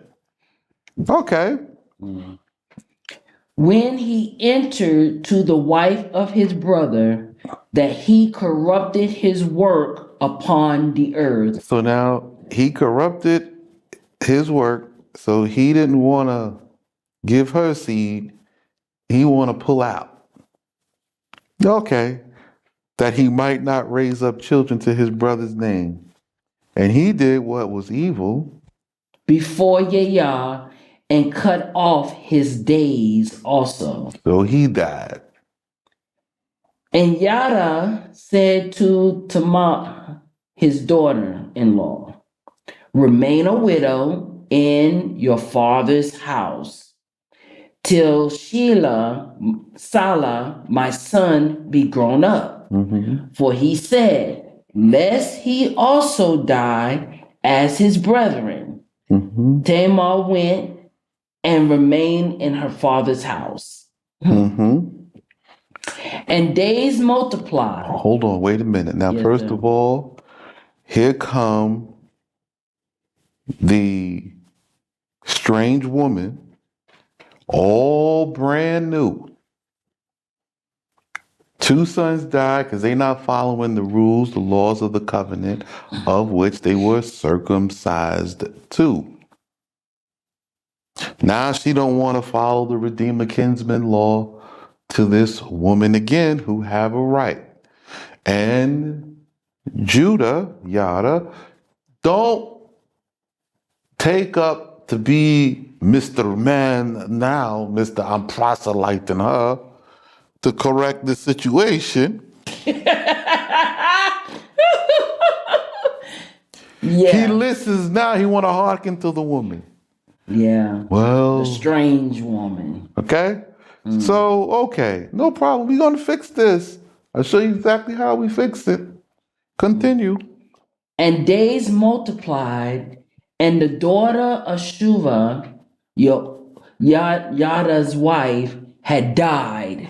Now, Suba dead. Now she's died. Oh, you don't want this one? She have a covenant behind her. It's not mentioned yet. She have a covenant behind her coming from Shem, and now you don't want this to take the seed of Judah, and you block it? No, no problem. You block this, I block you. You finish, you die. Next, we'll see what happens. Most High fix all this. Now, this one who have a covenant to bring forth kings don't have no wife, and all this seed is forgotten. Nothing. Considered Adam. And this one who come from the covenant line of Shem, who is have a covenant to bring forth a line of kings, is a sitting down in Timnah. Oh my goodness. Let us see what is about to go down. And Yada went up to the shearing of his flock. He and Hira, his friend, the Adulamite, to Timnath. Mm-hmm. And it was told to Tamar, saying, behold, thy father-in-law cometh up to Timnath to shear his flock. So now this is Hira, and the Most High says he don't even call him his father-in-law, right? This Hira. He says this Hira, his friend. Most High demote this man From father-in-law from father-in-law. His friend. He married this man's daughter, yes. and he says, "Yeah, this Yada friend. He like this man. This his friend." Now they're going down here, and I'm gonna show you what happens. You get this Canaanite buddy, right? He is supposed to be a proselyte too, right? Now you go down here, and you go down to Timnah, and you're going down here to tend the flock. So what happens? And she put the dress of her widowhood from her. So she goes down to Timnah, and they tell her, "Hey, you know your father-in-law's on the way down here. We can see him from afar. It's him and his flock. He's with Hira, his friend." And Covered her. she takes off the dress of her widowhood. Now you don't know, but there's a color and a pattern that the widows wear, right? So now she takes this off. She covers herself with a veil. You don't know about this, Vale. Mm, The one with the coins and everything. yeah. She's like, oh, it's my time. Surely this is coming down to give me the other son who has grown up a little bit. Now he's to make a house because it's the traditional and custom. So she's correct. Oh, he must be coming for me. Hmm. Okay? And wrapped herself. Oh, see. Mm. Mhm. And what happened? And sat in the dividing of the road where all eyes see upon the way of Timnah. Uh-oh. She's sitting in the road. We'll be right back.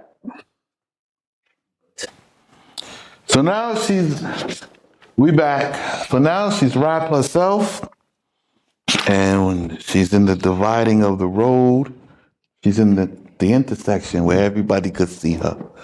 So this way she knows he's coming this way. No way he's gonna miss me sitting here.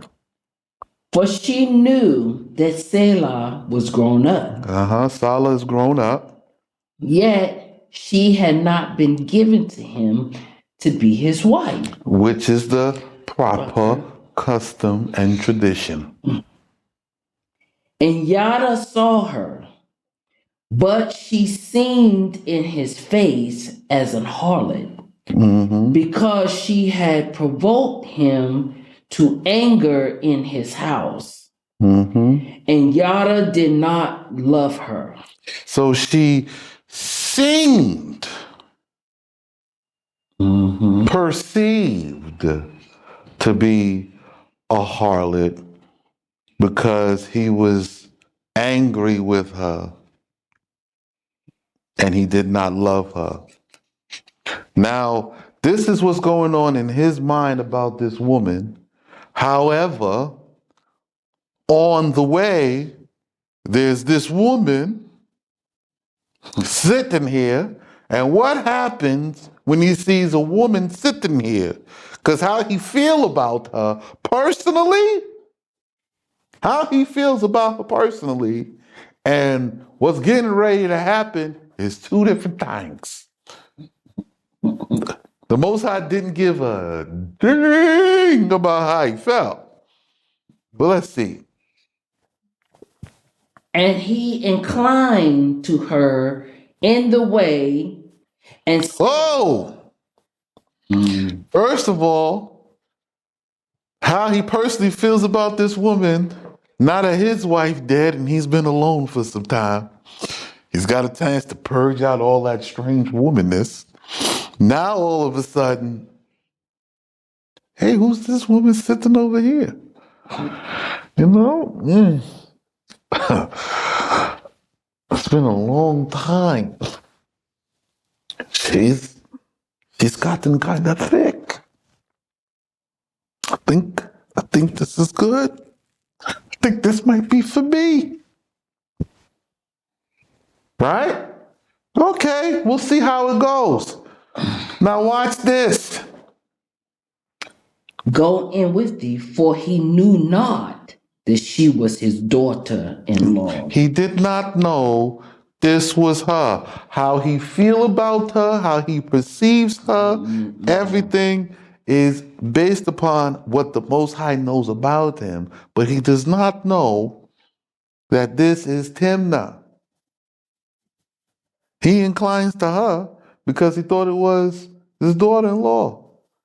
Okay, and what happened? And she said, what wilt thou give me to go in with me? Mm-hmm. And he said, I will send you a kid of the goats from the flock. And she said, if you will give me a pledge until you shall have sent. Now she's playing the game. Mhm. Okay. You want me. And you want to now my covenant says I'm supposed to have kings from your seed. And you want me. It's not for Salah, you. Whatever you hear, I take you. What I get, I give you a goat. All right, before you send me this goat business, give me something from you, a pledge, something collateral. She's a businesswoman. I need collateral on this agreement because should somebody raise up and say from the high heavens that I am wrong or this or that, we going down together. I don't have a problem following the instructions. I'm appointed to you in your house anyway. However, I am not going down by myself in this. So I don't get angry when women take that type of stance. It is wise. However, she's going about it lawfully. Here's the authority. This is this. I'm following the procedure. This is your judgment, not mine. And he said, what pledge shall I give thee? And she answered, your seal, Mm-hmm. and your mantle, Mm-hmm. and your staff, which is in your hand. Okay, so first of all, I'll tell you the three things that she takes from him. She signs a seal, is the signature. He signs something. We make agreement. There's this. I have your signature. I takes his mendil. This is his crown. Okay, I take your mendil. And what is she going to sign? Is she signing paper? No. You sign, put this sign on your mendil. This makes sure that the mendil belong to you. So he have his mendil. He give this sign upon his mendil and give me you staff.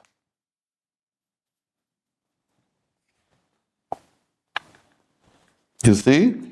Mm.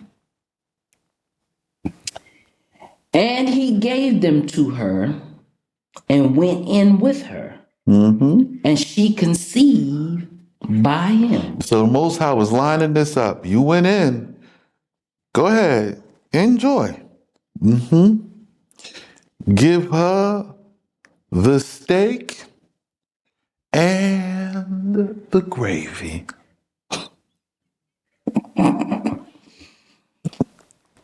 Boom. Pregnant. Good. And she arose and went and put her veil from her and put on the dress of her widowhood. So she gets up. Now she takes off the veil, puts back on the dress of widowhood, and goes back home like nothing happened.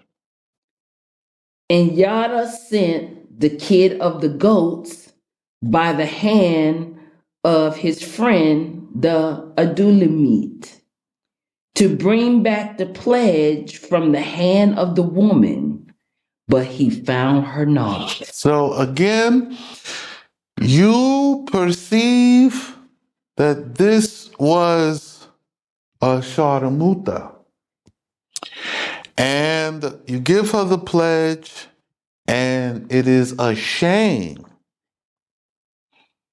to do business with a woman and not give her her money. Because money is a woman's power. So she have a claim for some money, you give her the money. Traditional and custom. Sharmuta, fine. This what the Sharmuta want. The Sharmuta want money and she give you sex, right? But the non-sharmuta, she don't want money. She want a covenant.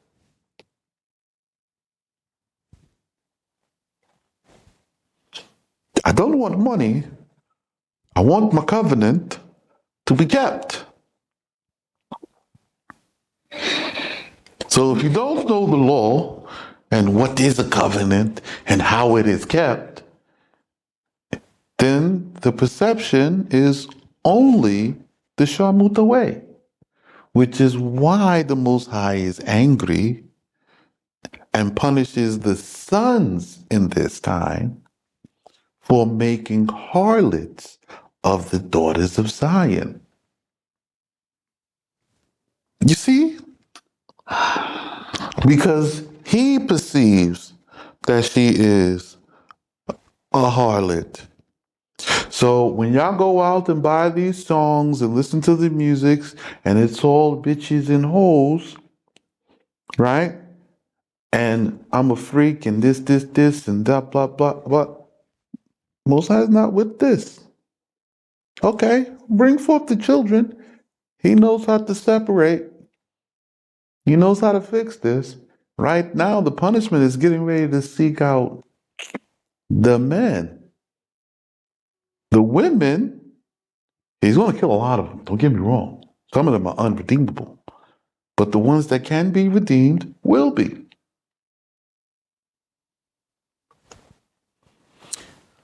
So here we go. And he asked the men of the place, saying, where is the harlot who was in the sight of the eyes by the way? And they said, there is no harlot here.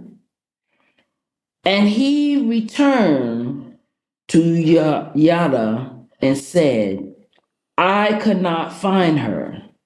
And the men of the place also said that no harlot was there. So both him and his foolish friend thinking, hey, there's a sharmuta here. We can get away with this. You make the pledge, you send the gold, you want your prized things back. They identify you, right? She can take you to court. You will be brought to shame. We have law. And now you cannot get your things back, and she did not get a goat. And you got hundreds of them. You got all these goats. You couldn't get a one.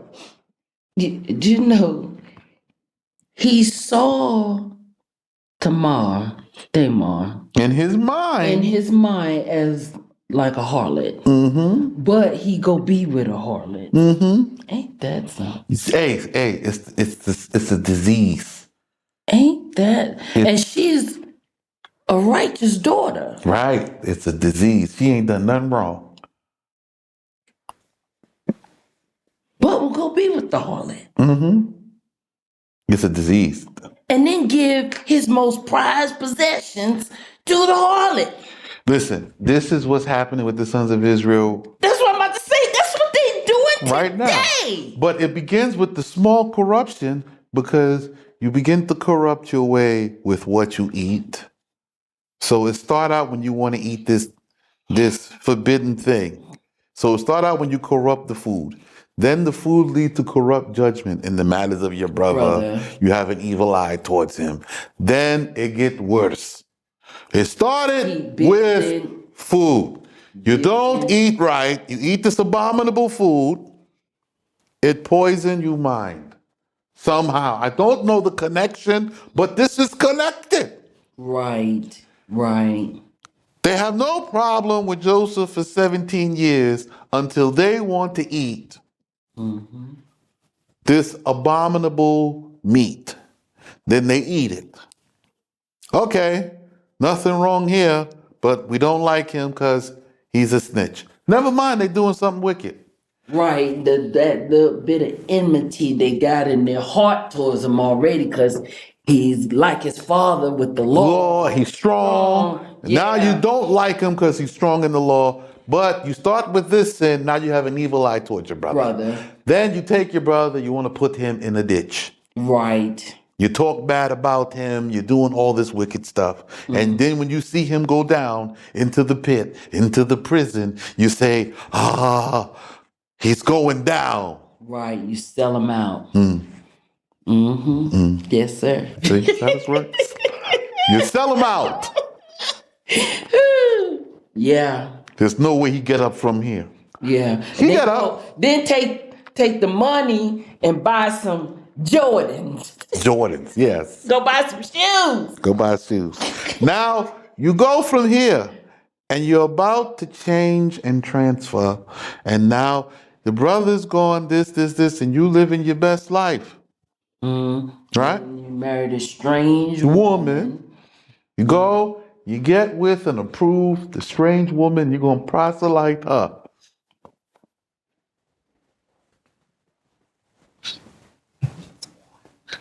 You get some water, right? You get the strange woman, you're going to proselyte her. Most High get rid of her and everything with her. And now the Most High just dealing with Judah, Yada by himself. And now Yada with the strange man. And now the strange man and Yada continue on their way. And they go down here and they think they got a Sharmuta. And they find out this is no Sharmuta. She was never a Sharmuta. You just have an evil eye towards lawfulness and you seek to pollute it. But the Most High know how to purge and purify. And here, all Tamar's want you to do is uphold the law. Yeah, the law you covenanted yourself to. And you don't want to follow that. But you going to follow the instructions of the strange woman and won't give her to the other son. The other son, listening to the woman you proselyted. You were the teacher. And now you can't uphold it yourself. Well, let's see. What happened? You and your friend together. And it was at the time of 3 months that she was known to be with child. So 3 months later. 3 months later. She's showing. Yes. And it was told to Yadi, saying, Tamar, thy daughter-in-law, have committed fornication. So now, hey, you know this daughter, she's in your house, and she's a committed fornication. She's not married, but she's pregnant. What? And behold, she is with child by fornication.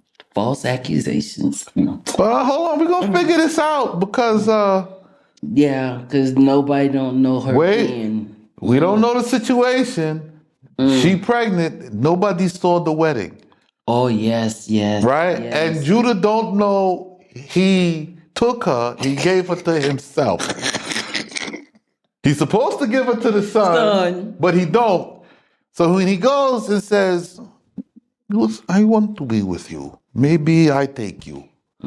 She agrees, but she knows, let me get some collateral because I'm not supposed to go to him, but he's the one with the say about where I go.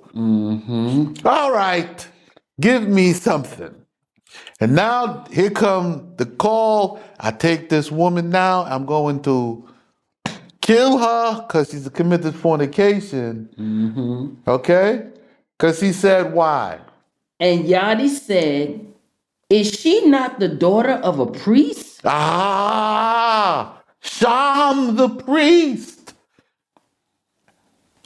And his line coming forth from him still hold an order of the priesthood.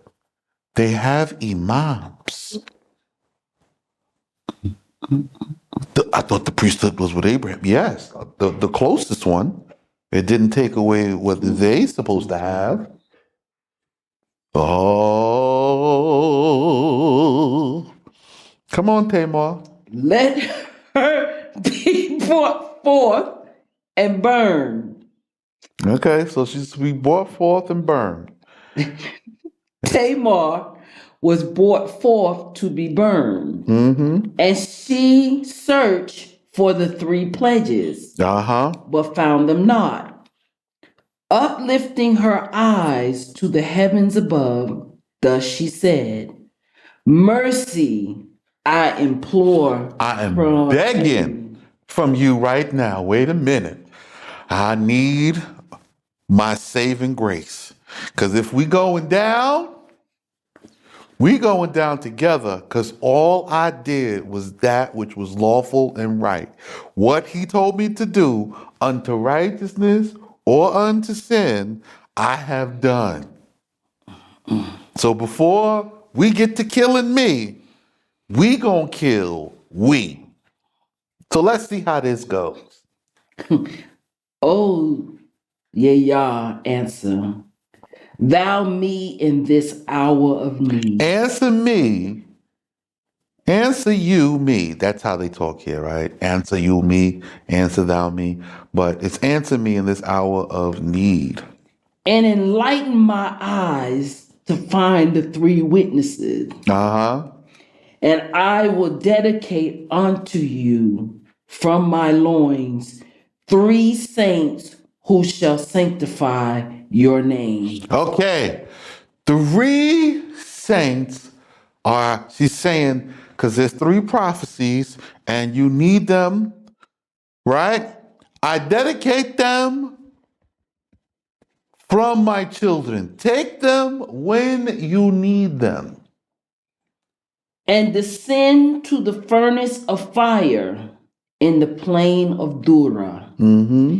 In that hour, the Holy One, blessed be He, signed to Ephraim, who enlightened her eyes, that she found the witnesses, and took and cast them before the feet of the judges, and said, the man to whom these pledges belong is he by whom I am with child.